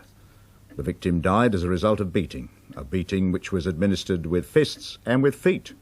She was fully clothed, she hadn't been sexually assaulted or mutilated. Just punched and kicked to death. Not gruesome in the least. Positively respectable, in fact. I'm surprised you're bothering to investigate at all. In a way, you're right. Under normal circumstances, a killing of this kind wouldn't require a detailed investigation. It'd be domestic, down to her husband, boyfriend, possibly a father. Except that she was an Australian, and she'd only just arrived in this country. Someone she travelled with, then. Your brother would probably have been favourite if he wasn't dead. 2 mysterious deaths? Begins to sound like a conspiracy, doesn't it? Where were you on that night of the 14th? I'm sorry? The night Terry Selden was killed. Where were you? The 14th? I'm not sure. What day was it? Wednesday. Well, I wasn't out at Stareham Abbey. Neither was she. I thought that's where it happened. That's where the body was found. It isn't where she was killed. The locals got that wrong, too. I suggest you try and be a bit more accurate. About what? Your movements on that night. And I'd be grateful, Miss Cobb, if you'd give some thought to verification. A witness, for example. Someone reliable for preference. Well, of course he was suspicious. Why did you go out there, for God's sake? Morbid curiosity, I suppose. Misplaced morbid curiosity, as it turned out. Well, it's lucky I turned up when I did. And luckier still that you're a policeman. No, actually, that's not very lucky. At least not for me. I'd just as soon have kept it, well, our secret. It seems like only yesterday when you'd have preferred it that way, too. That was before I needed a reliable witness. Come in. The drinks you ordered, miss. Shall I put them on the table by the bed? No. Here'll be fine. Thank you. Thank you, miss. Would you like the fire in your room, sir? No, thanks. I'll share this one. As you like, sir. You're taking a lot for granted. You wouldn't grudge me a seat by your fire on a chilly night? I might. I like to be asked, anyway. As I remember, you weren't so fastidious when you wanted information from me. Cheers. Why is the fact that you're a policeman unlucky? How do you mean? When I said it was lucky you were a policeman, you said... Oh, well, that. No, admitting it was the problem. Even to a brother officer? And you call me fastidious? Oh, can we get off the all coppers are bastards routine? It gets boring, you know. Tell that to your bloody inspector. He's not my bloody inspector. That's the problem. I've been warned off, you see. Warned off? Your brother's case is closed, Ruth. My governor's made that very clear. And I got heavily kicked for carrying out unauthorised investigations on another force's patch. And now, here I am again on yet another force's patch, and this time directly identifying myself to a local inspector. A local inspector, I might tell you, who was not best pleased to have a promising suspect pulled out from under him by a detective constable from another force. Promising suspect? You know the old cliché about murderers returning to the scene of the crime? You know why it's a cliché? Because it's been known to happen. That wasn't the scene of the crime. Well, it's a relevant scene in this case. You see, when they do go back, it's not necessarily out of morbid curiosity. A certain type of compulsive personality will become obsessed with the idea that they've left some clue behind. And it can become such an obsession that they have to go back and have a look. It doesn't often happen, of course, but it can be worth covering. Especially when there's damn all else. So, The inspector had the place under casual observation. The Wally made routine passes. Come again? The uniformed constable visited the place from time to time. Ah. Of course, it was all very much on the off chance, which must have made your appearance even more gratifying. Behaving oddly, claiming a direct connection with the dead girl, Oh, distinctly Birdie. hostile towards the police. Well, I'm surprised he didn't charge you there and then. As it is, you can bet money that right now he's checking you and reporting me. And ignoring the man who chased me. A morbid fancy. Goes with the morbid curiosity you've already admitted to. There was no man. You still think I'm imagining things. I'm telling you what he thinks. If I thought that, do you suppose I'd be here now? I don't know. Would you? Well, it's just possible I might. Why? Yes. Beats the hell out of me. Really? No. Not really. Why say it then? What do you expect me to say? Whatever's on your mind. You're on my mind. In what way? I was wondering what your highest Scrabble score was. Oh, for God's sake, Ruth, what way do you think? I see. Oh, I doubt that. I doubt that very much. No, I'm not like all the others, you see. I'm actually not very interested in your mind or your personality or your, well, any of that other stuff. It's your body. Just your body. As far as I'm concerned, you're an object. A sex object. I don't think of you as a person. In fact, for all the difference it makes to me, you could come complete with a foot pump. Finished? Probably. May I kiss you? I thought you'd never ask.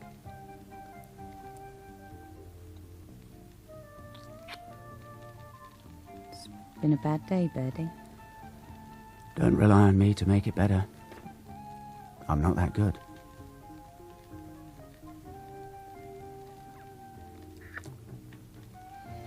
Takes a lot of arrogance to be modest.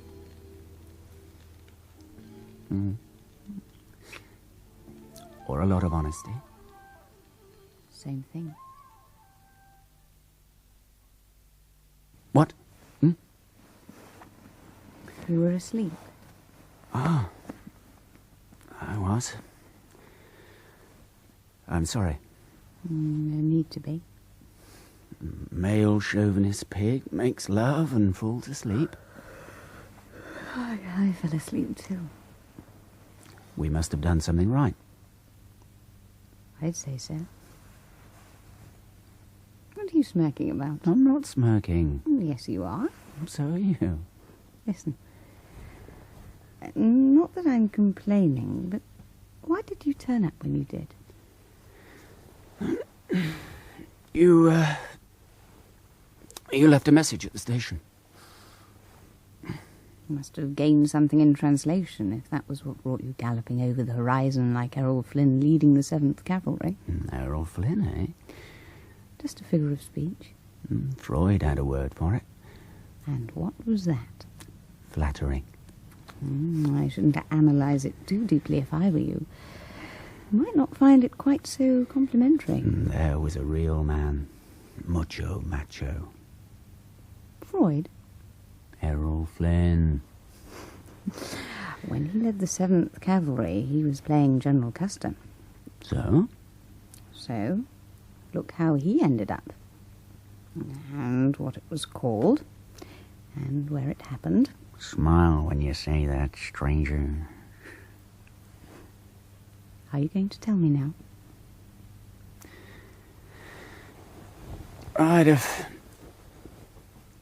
told you sooner, except... Except you had other things on your mind. Not exactly, no.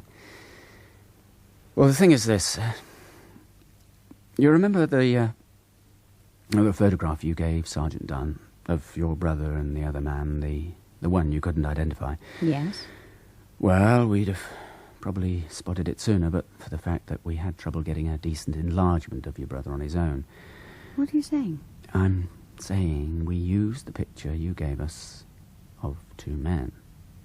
And because identification was a matter of routine, and because we only asked a couple of people and phrased the question stupidly when we did... What? It looks like it wasn't your brother on the ship. It was the other man masquerading as your brother. Well, that was what the business with the passport was all about. Remember the private joke? Well, it was obviously a false passport and in your brother's name, but with this other guy's photo. And that's why his behaviour was, well, inappropriate. Well, at least as far as anyone who really knew your brother was concerned. Only no one did. Except you. You were right all along, you see. But for the wrong reasons, of course. Why didn't you tell me this straight away? Well, because it's not particularly good news. Stuart's not dead. What better news could there be? Ruth. He is dead. Sergeant Dunne thinks he is dead.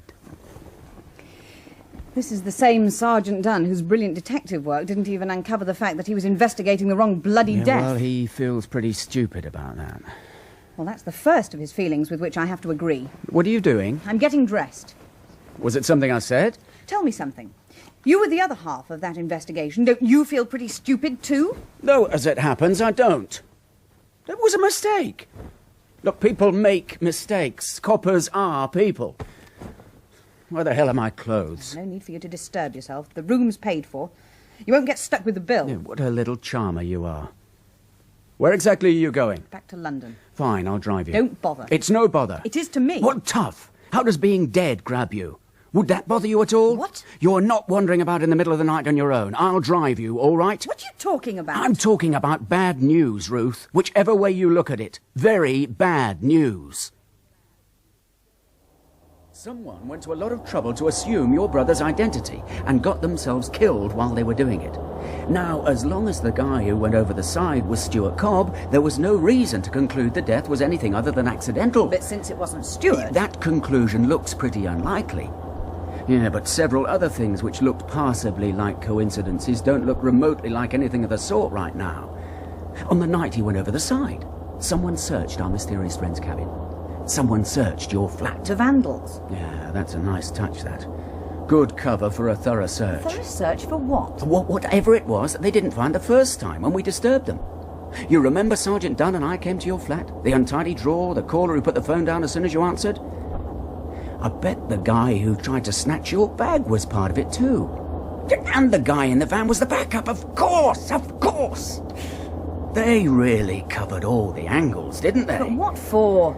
Or maybe to remove all physical evidence that it wasn't really Stuart Cobb who went over the side. Photographs, or that sort of thing. I mean, the two men were close enough physically for a general description not to give it away. How does Terry Selden fit into this theory? Yeah, well, there's a cabin steward gone missing as well. So, how do they fit in? The same way you do. And that is? Could be you know too much. No, I don't believe it. It's all too far-fetched. Murder and mayhem because someone was using Stuart's name on a false passport. Come on. Obviously, it's a question of why they were using Stuart's name. Obviously. And equally obviously, your theory doesn't begin to suggest even the vaguest idea of why. You were the one who was hot for a conspiracy, a cover-up. A cover-up of Stuart's murder. Exactly, Ruth. The only difference now is that Stuart's murder looks to be just a small part of what is being covered up.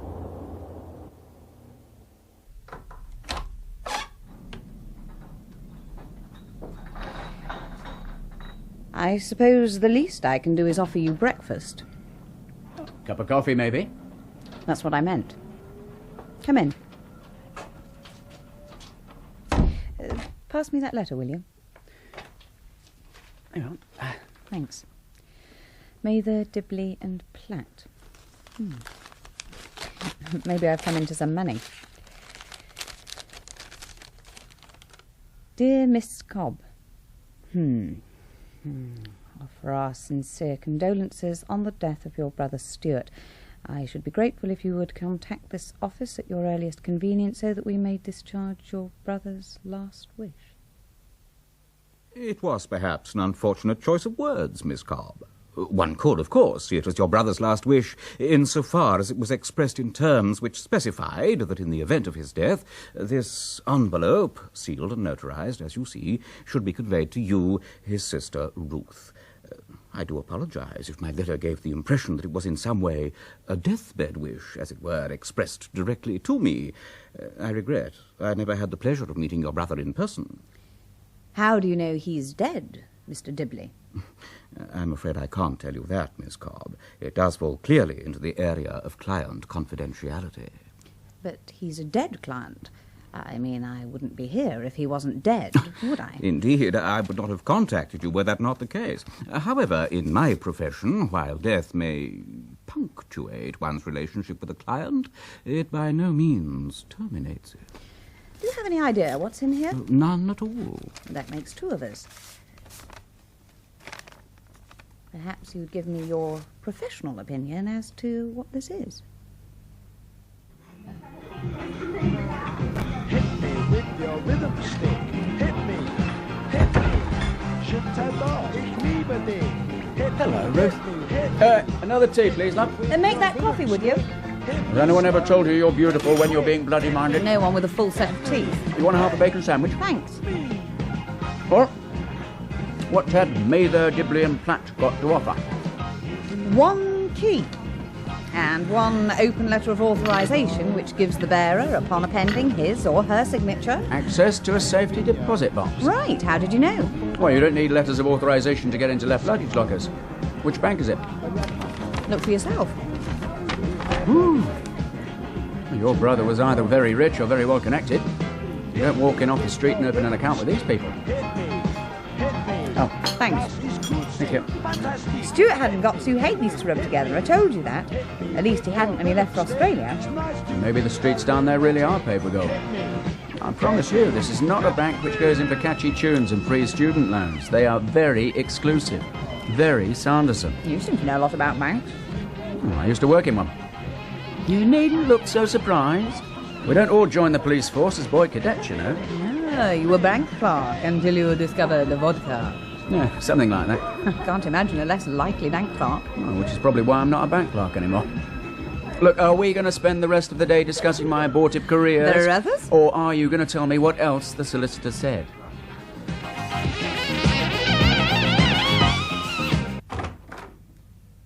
Mr. Dibley? Yes? I wonder if I could have a few moments of your time. I'm afraid you'll have to make an appointment if you'd like to have a word with my secretary. She's just popped out. I'm Detective Sergeant Garvey, Mr. Dibley, and I need your help. May I see the warrant card more closely, please? Yes, as I thought. You do realise that impersonating a police officer is an offence, Mr. Garvey, if that is indeed your name.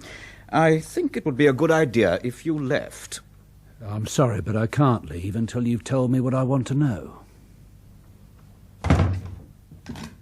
Unlock that door immediately. You're going to tell me everything you told Ruth Cobb, or I'm going to have to hurt you. Get out of my office! I'm going to have to hurt you very badly. No! Hit me with your rhythm stick. You realise that's probably what killed Stuart.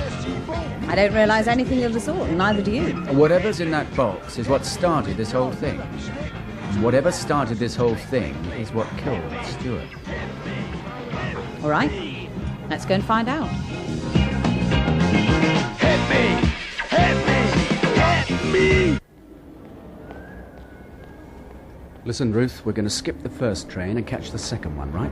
What the hell for? Trust me. Which roughly translates as do as I say and don't ask questions. Not a chance. For God's sake, Ruth. Play or say, Birdie. Nobody makes my decisions for me. Not even little ones. They're the ones you have to watch.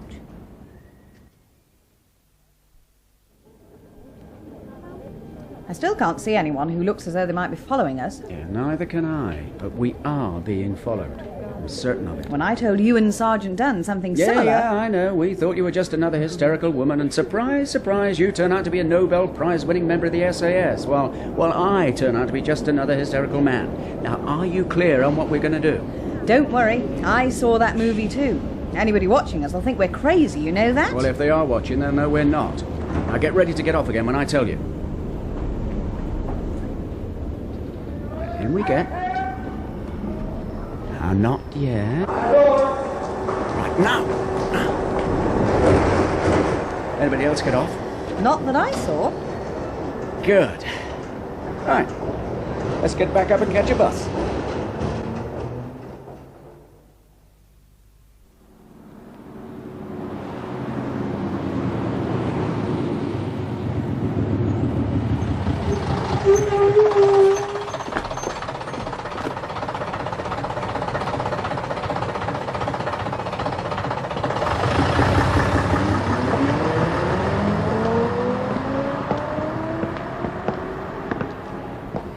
The bank should be just round that corner on the left. Gotcha. What? I knew I was right. About what? Our tail. I just spotted him. Now, don't look round. You mean all that business in the underground was for nothing? Yeah, seems that way. Just keep walking. Yeah, he's obviously very good. Certainly a lot better than a boozy pillock like him ought to be. You know it? Yeah, so do you. The dead man's drinking buddy from the boat? The one who got all macho when you told him the real Stuart was gay? Darrell Kennedy, yes. Now, don't look back. I wasn't going to. Followed us in a taxi. What do we do? Well, I'll try and double back on him. Look, I'll go in this newsagent's. You walk on, slowly, as though you're waiting for me to catch up. If there's a way out of the back of the shop, I should be able to get behind him. Just keep his attention for a couple of minutes. Maybe I should strip. Good thinking. Bad timing. Is there a back way out of here? You what? Police, is there a back way out of here? Well, yes, but... Show me. Look, come on, love. What do you want? A note from Shaw Taylor? This way. Right, cheers.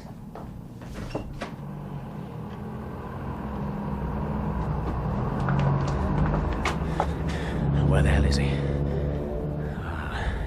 Here we are. Good day, sport. Now, don't try it, sunshine. What the hell do you think you're doing, you bloody fool? You're Nick Kennedy. Will you stop drawing attention to us, you half-witted wooden top? Jeez, you should have said you were shy, Darrell. I had no idea. No idea is what you've got, all right. I'm a copper, you idiot. Oh, Kangaroo Patrol, is it on special assignment? Close enough, pal. Let me go.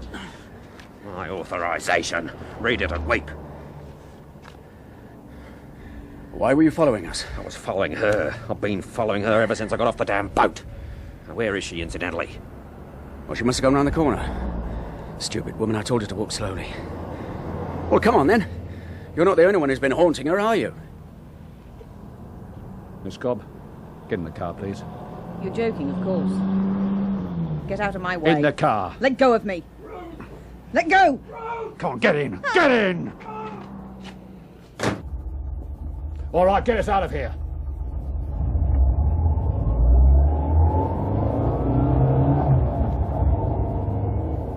You were at Stareham Abbey. You're the one who came after me. That's right. Now, if I were you, Miss Cobb, I'd be very quiet and very obedient. And why should I do because that? I kill people. People like Terry Selden. People like your brother Stuart.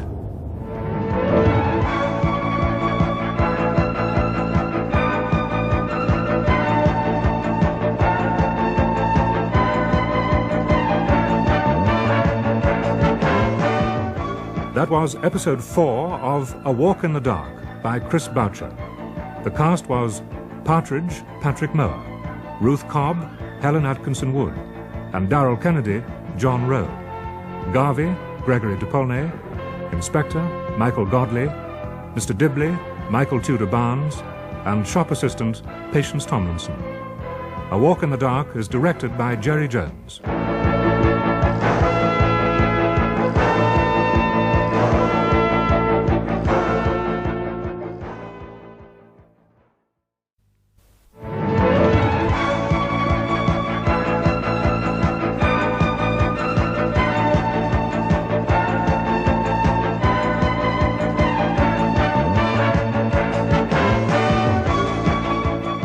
Episode 5 of A Walk in the Dark by Chris Boucher, with Patrick Mower as Partridge, Helen Atkinson Wood as Ruth Cobb, and John Rowe as Darrell Kennedy.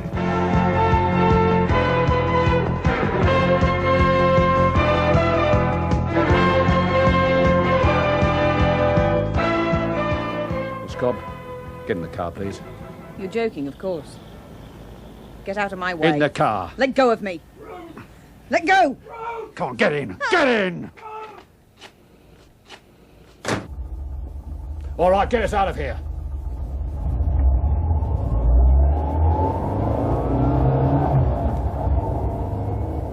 You were at Stareham Abbey. You're the one who came after me. That's right. Now, if I were you, Miss Cobb, I'd be very quiet and very obedient. And why should I do because that? I kill people. People like Terry Selden. People like your brother Stuart. Who were they, did you see? I didn't have to. I know who sent them. They get those guys by the gross from rent or death. I've got to get to a phone. Only if you want her killed. Is that a threat? Don't be stupid, Partridge. I really am on your side. Or rather, you're on my side, because I outrank you, Detective Constable. Yeah, like hell you do. Australian coppers, even superintendents, don't mean a bloody thing in this country, Kennedy. I suggest you check with this number before you get too attached to the idea. And before you decide to stir up the sort of uniform brouhaha that'll get your girlfriend added to the body count. Yeah, what's this, a number of your local off-licence? Let's get to that phone. Then you can ring it and find out, can't you? Oh, yes. Is that my scotch? Sir? You got through then? Yeah. What did they say? They said you outranked me. Cheers. Thanks. Well, you've got some important backing. I do an important job. I gather the OCS on this warrant card of yours doesn't stand for Officer Cadet School. Organised crime section. Organised as in large? Organised as in mafia. They don't operate in this country, or hadn't you heard? The syndicate is like any other multinational corporation. It expands or it dies. Currently it's expanding into my country. It's logical, I suppose. Australia's closer to the US than it is to the UK in most things. Is it? Yeah. Culturally, economically, politically. After all, you went into the common market. Look, we went what's into all Vietnam. this got to do with Ruth? Relax. Relax? You need to understand before you can help. Oh, that's a novel idea. I thought you were heavily into the mushroom approach. Keep you in the dark and cover you in bullshit. It only works as long as insubordinates like you and that ratbag Sergeant Dunne of yours don't keep switching on the lights and flinging open the windows. He's working for me now, incidentally, just like you are. Huh, I bet he's pleased. Doing what? You tell me. Where were you and Ruth Cobb going? The bank, over the road there. With a view to robbing it? What? We were going to open a safety deposit box. So that's where he put it. Put what? Cunning little bastard. All right, I'm hooked. That's where he put what? Like any other business corporation, the syndicate naturally uses computers. Stuart Cobb designed software. I know that. Did you know that he went to Australia specifically to work for the syndicate? I don't think he knew who they were, at least not to begin with. But it didn't take him long to find out, and having found out, it didn't take him long to decide that they were fair game. Boy, I've come across some kamikaze crooks in my time, but young Stuart had to be in a class by himself. He designed a program which not only siphoned off funds from various syndicate operations, but also, and even more dangerous from his point of view, provided a lot of highly confidential information about those operations. Which is what you want. Too right. He could have kept the money. All I wanted was that program. How did you know about it? He told me. He contacted us looking for protection. Why? Said he'd stumbled on some information which was a threat to his life. He didn't mention the fact that he'd also ripped off a great deal of cash. You mean he conned your department as well as the syndicate? He was planning to play both ends against the middle. Sounds like quite a guy. Well, he didn't turn up for one of the meets we'd got set. Discreet inquiries revealed that he dropped out of sight. Routinely, we covered all the exits, and routinely we found that Stuart Cobb was a late booking on the Carthena en route for Southampton. I was an even later booking. When did you realise that it wasn't Stuart? 2 days out. The voyage was best part of 5 weeks. Why stay on? You couldn't resist the freebie, right? Don't push it too far, Constable. Sorry, sir. I stayed on board because this guy, whoever he was my only remaining link with the real Stuart Cobb. But you didn't question him about it? Question him about it? Are you kidding? I'd have really got a lot that way, wouldn't I? Less than you did when he was drowning. Yes, well, When he bowed out, I switched my attention to Cobb's sister. Not Terry Selden. That was a bad mistake on my part. You see, I checked her out and I was satisfied that she was just a girl of the guy I'd met on the ship. Yeah, an innocent bystander. Afraid so. Only the syndicate weren't convinced, so they put one of their heavies onto her. Hired by the gross from, what did you call them? Rent to death? Now you're getting the picture. He must have tried to beat information out of her that the poor little cow simply didn't have. I should have spotted that possibility. And now they've got Ruth. Is that another possibility you didn't spot, sir? No. What I didn't spot was the possibility of you spreading round the block and leaping at me like a gorilla with piles. If it's any satisfaction to you, Partridge, you scared me spitless. Yeah, not for long, though, eh? Ruth, on the other hand's got every reason to be scared and stay scared. That's why I didn't want you stirring up a hue and cry. At least she really has got what they want. Not if it's the key to that safety deposit box and the letter of authorization. What else would it be? She hasn't got them. I have. You wouldn't be pulling my wire now, would you? See for yourself. You beauty. Now, what happens when they find out that she hasn't got them? They come after you. I mean, what happens to Ruth? We'll ask them when they turn up. In the meantime, sign this letter and let's get over to the bank and see what we've got.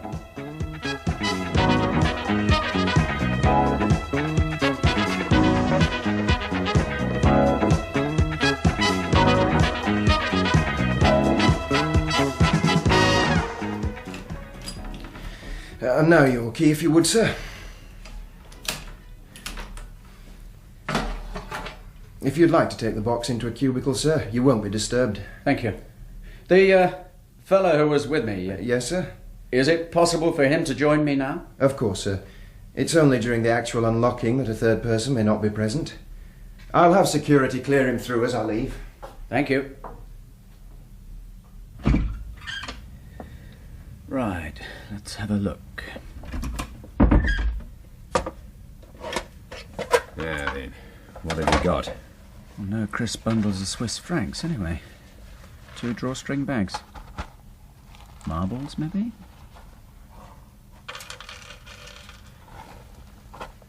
And then again, maybe not.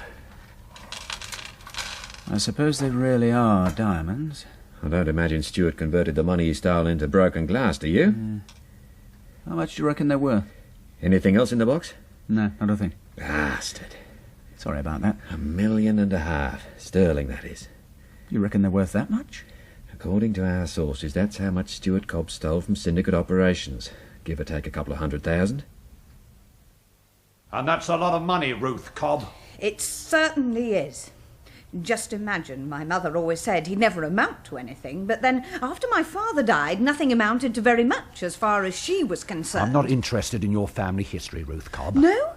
I thought that's what you brought me here to discuss. My employers want the money back, Ruth Cobb. I'd prefer Ms. Cobb, if you don't mind. They also want the programme which produced the money, Ruth Cobb. Ms. Cobb! And must you speak so softly? It really is very irritating. They've authorised me to use whatever methods are necessary to achieve those targets, Ruth Cobb. Sounds very silly coming from such a large man. You say the police have the key in the letter. Well, I don't believe you, Ruth Cobb. I realised that some time ago. I think your boyfriend has them. I appreciate that this may be rather inconvenient for you, but I'm afraid he is the police. No, Ruth Cobb. He's just a policeman.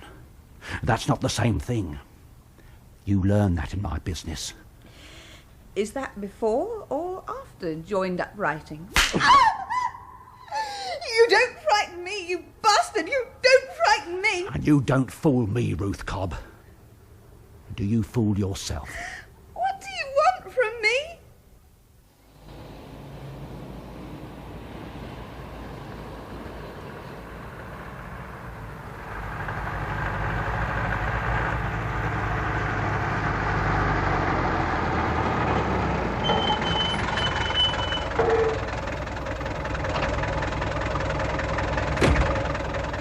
Thanks, mate.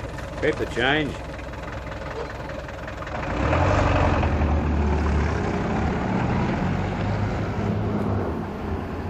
You You can see the logic of waiting in her flat. I can see the logic of waiting in her flat. But will our friends see it? Don't worry, they'll turn up. In fact, one of them already has. Leave the light off. There's no need to be shy, sport. There's nobody here but us coppers. Detective Constable Partridge, I'd like you to meet Stuart Cobb. Well, well, well. Life after death. You'll excuse me if I don't shake hands. I'd have to transfer the gun to my left, and I'm not such a good shot on that side. Cut the crap, Stuart. You wouldn't know which end of that 32 you hold and which end you point if you hadn't seen it on the movies. Don't bet your life on it. And this is a 38, in case there was some sort of test. Well, what is it you want?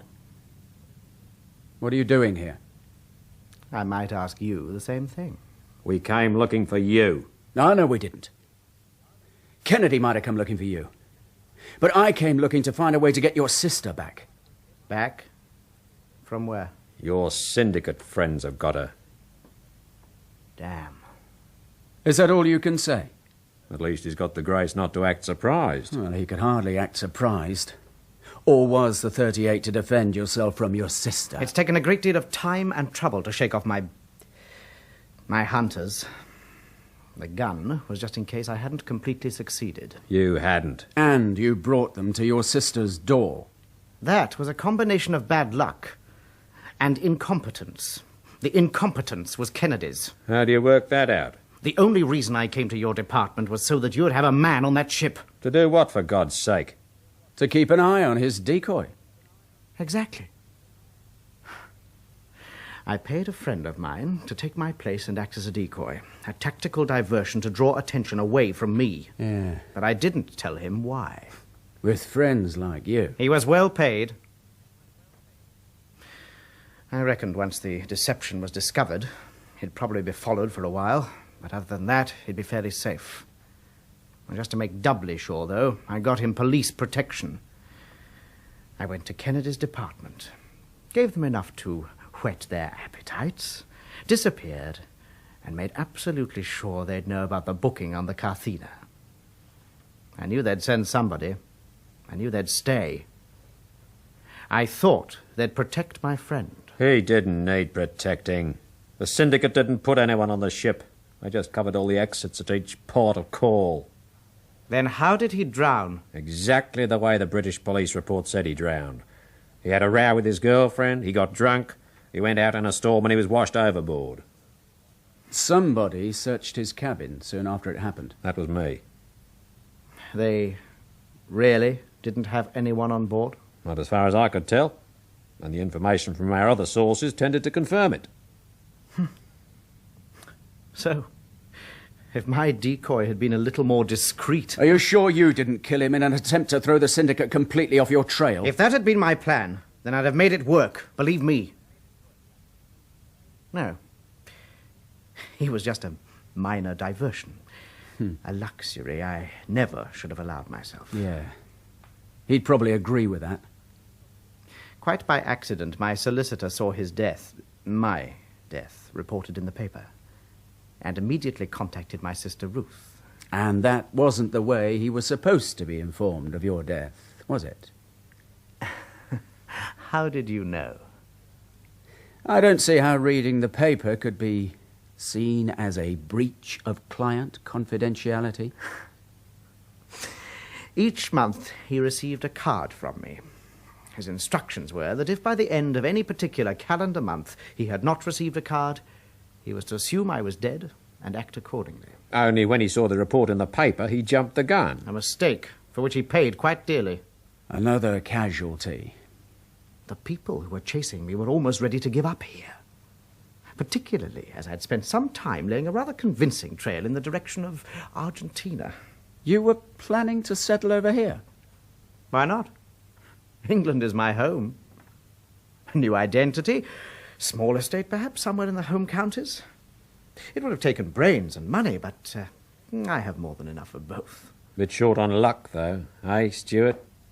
And it ran right out when your friends spotted me. You bastard. You did it deliberately. Did you? That's right. Nobody uses me. Least of all a smart-ass little pufter. Interesting choice of phrase. Now, wait a minute, Kennedy. You deliberately drew attention to yourself? Yeah. I knew he was around somewhere. I wanted to make sure his former employers continued to pay attention. But you were following Ruth. Well, you had been from the beginning. You were drawing attention to her, you bastard! So? You... Get up, Kennedy! Oh. You got a good right cross, Partridge. No future in the police force, but a good right cross. Much as I'd like to see you beat him to a pulp, I'm afraid I haven't the time. I'll take the key and the letter now. The what? I don't know what you're talking about. You're obviously very close to Ruth. And you knew about the solicitor, so let's not play games. The girl has them. No. You're expecting a contact, aren't you, Mr. Partridge? That can only mean you have something they want. Apart from my head, the only thing that could be is the money. Where does that leave Ruth? The letter and the key. That bloody gun isn't loaded. Try it and see, Kennedy. All right, you two. Here. Take them. Thanks. Now, what about Ruth? Now your syndicate friends have got her. I worked damned hard on this. I took a lot of risks. Yeah. Your sister's life being one of them. She reckons you, you know. I don't know why, but she does. Look, I'll put it another way. If anything happens to Ruth, I'll come after you, and if your mafia playmates don't get you, by God, I will. You couldn't run them a close second, my friend. It had to be Ruth, didn't it, Mr. Partridge? Here's the gun. He was right, it isn't loaded. Ring this number. Tell them you're my negotiator. Tell them we're ready to do a deal.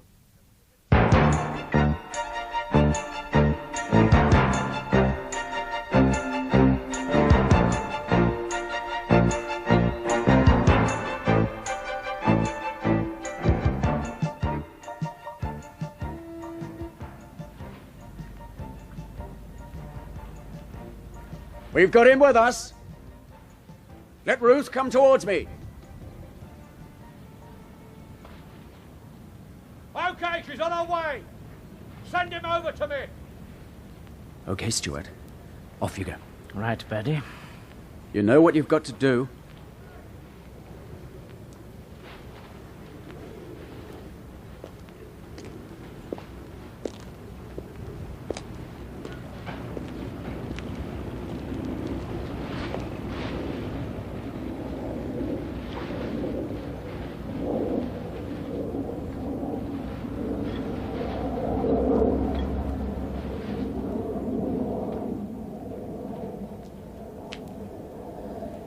Birdie. Birdie, where are you?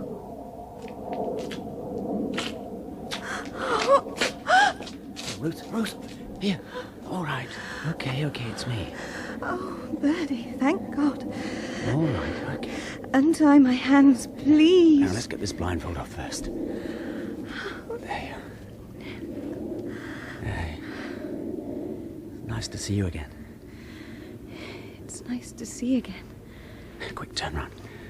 Let me undo your hands. Look, you see those gates over there? On the other side of them, you'll find Sergeant Dunne waiting in his car. Aren't you coming? No, the deal isn't done yet. And then I'll stay. Yeah, and foul the whole thing up? Yeah, terrific idea. Well up to your usual standard. Just go, Ruth. And don't push me around. Who the hell do you think you are? I'm the guy that just saved your life. Now, will you get out of here, you stupid bitch, and let me do my job? With pleasure. Another triumph for tact and diplomacy.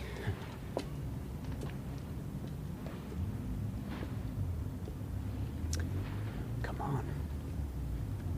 Oh, come on, Stuart. What's holding things up in there? Why the hell aren't they coming out? Stuart! Stuart! Stuart! Stuart! Stuart! Over here! Stuart. What the hell happened? We were double-crossed, Birdie.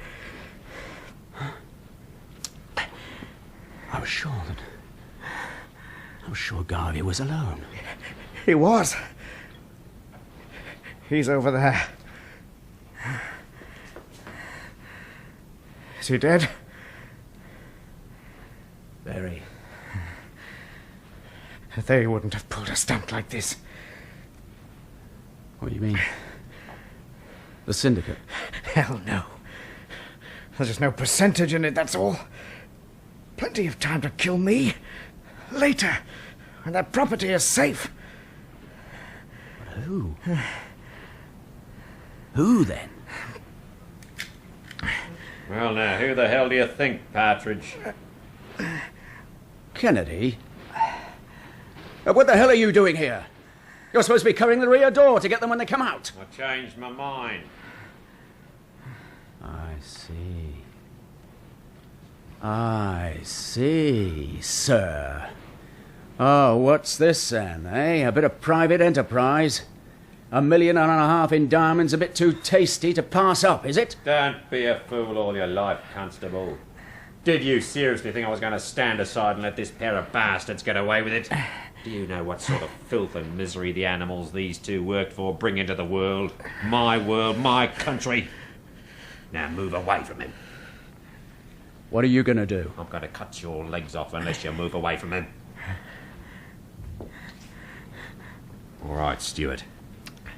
Where is it? Where's what, Darrell? The programme. You bloody fool. It won't tell you anything. It's just a system for diverting money from accounts. Let's not play silly buggers, Stuart. You know as well as I do that in the right hands a lot of information can be deduced from accounts. Now, where's that programme? There's no record of it, Darrell. You blew it. It's all in my head. You blew it. Stuart? Stuart?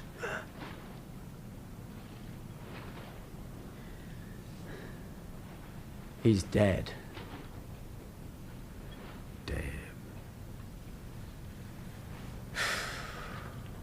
What are you staring at, Constable? You tell me. It's the triumph of good over evil. Is that what it is? If you're waiting for me to apologise for my methods, don't hold your breath. Sure, I behave as badly as they do. Worse. That's why the good guys are going to win. How do you tell which one's a which? We wear the white hats. You're mad, Kennedy. You can't go round shooting people. Tell me about it. They weren't even armed. I think you'll find they were.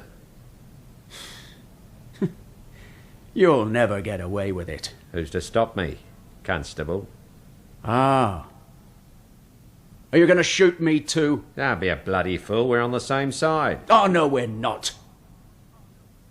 And don't think I won't report what happened here. Be my guest. And what about Ruth? What do you suggest I tell her? What's to tell? She thought he was dead.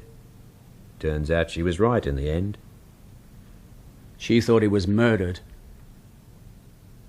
Turns out she was exactly right in the end.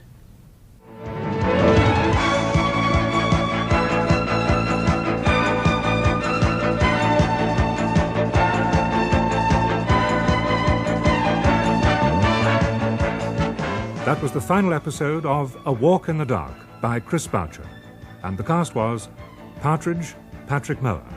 Ruth Cobb, Helen Atkinson Wood. Darrell Kennedy, John Rowe. Garvey, Gregory DePaulnay. Stuart, David Timpson.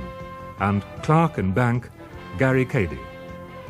A Walk in the Dark was directed by Gerry Jones.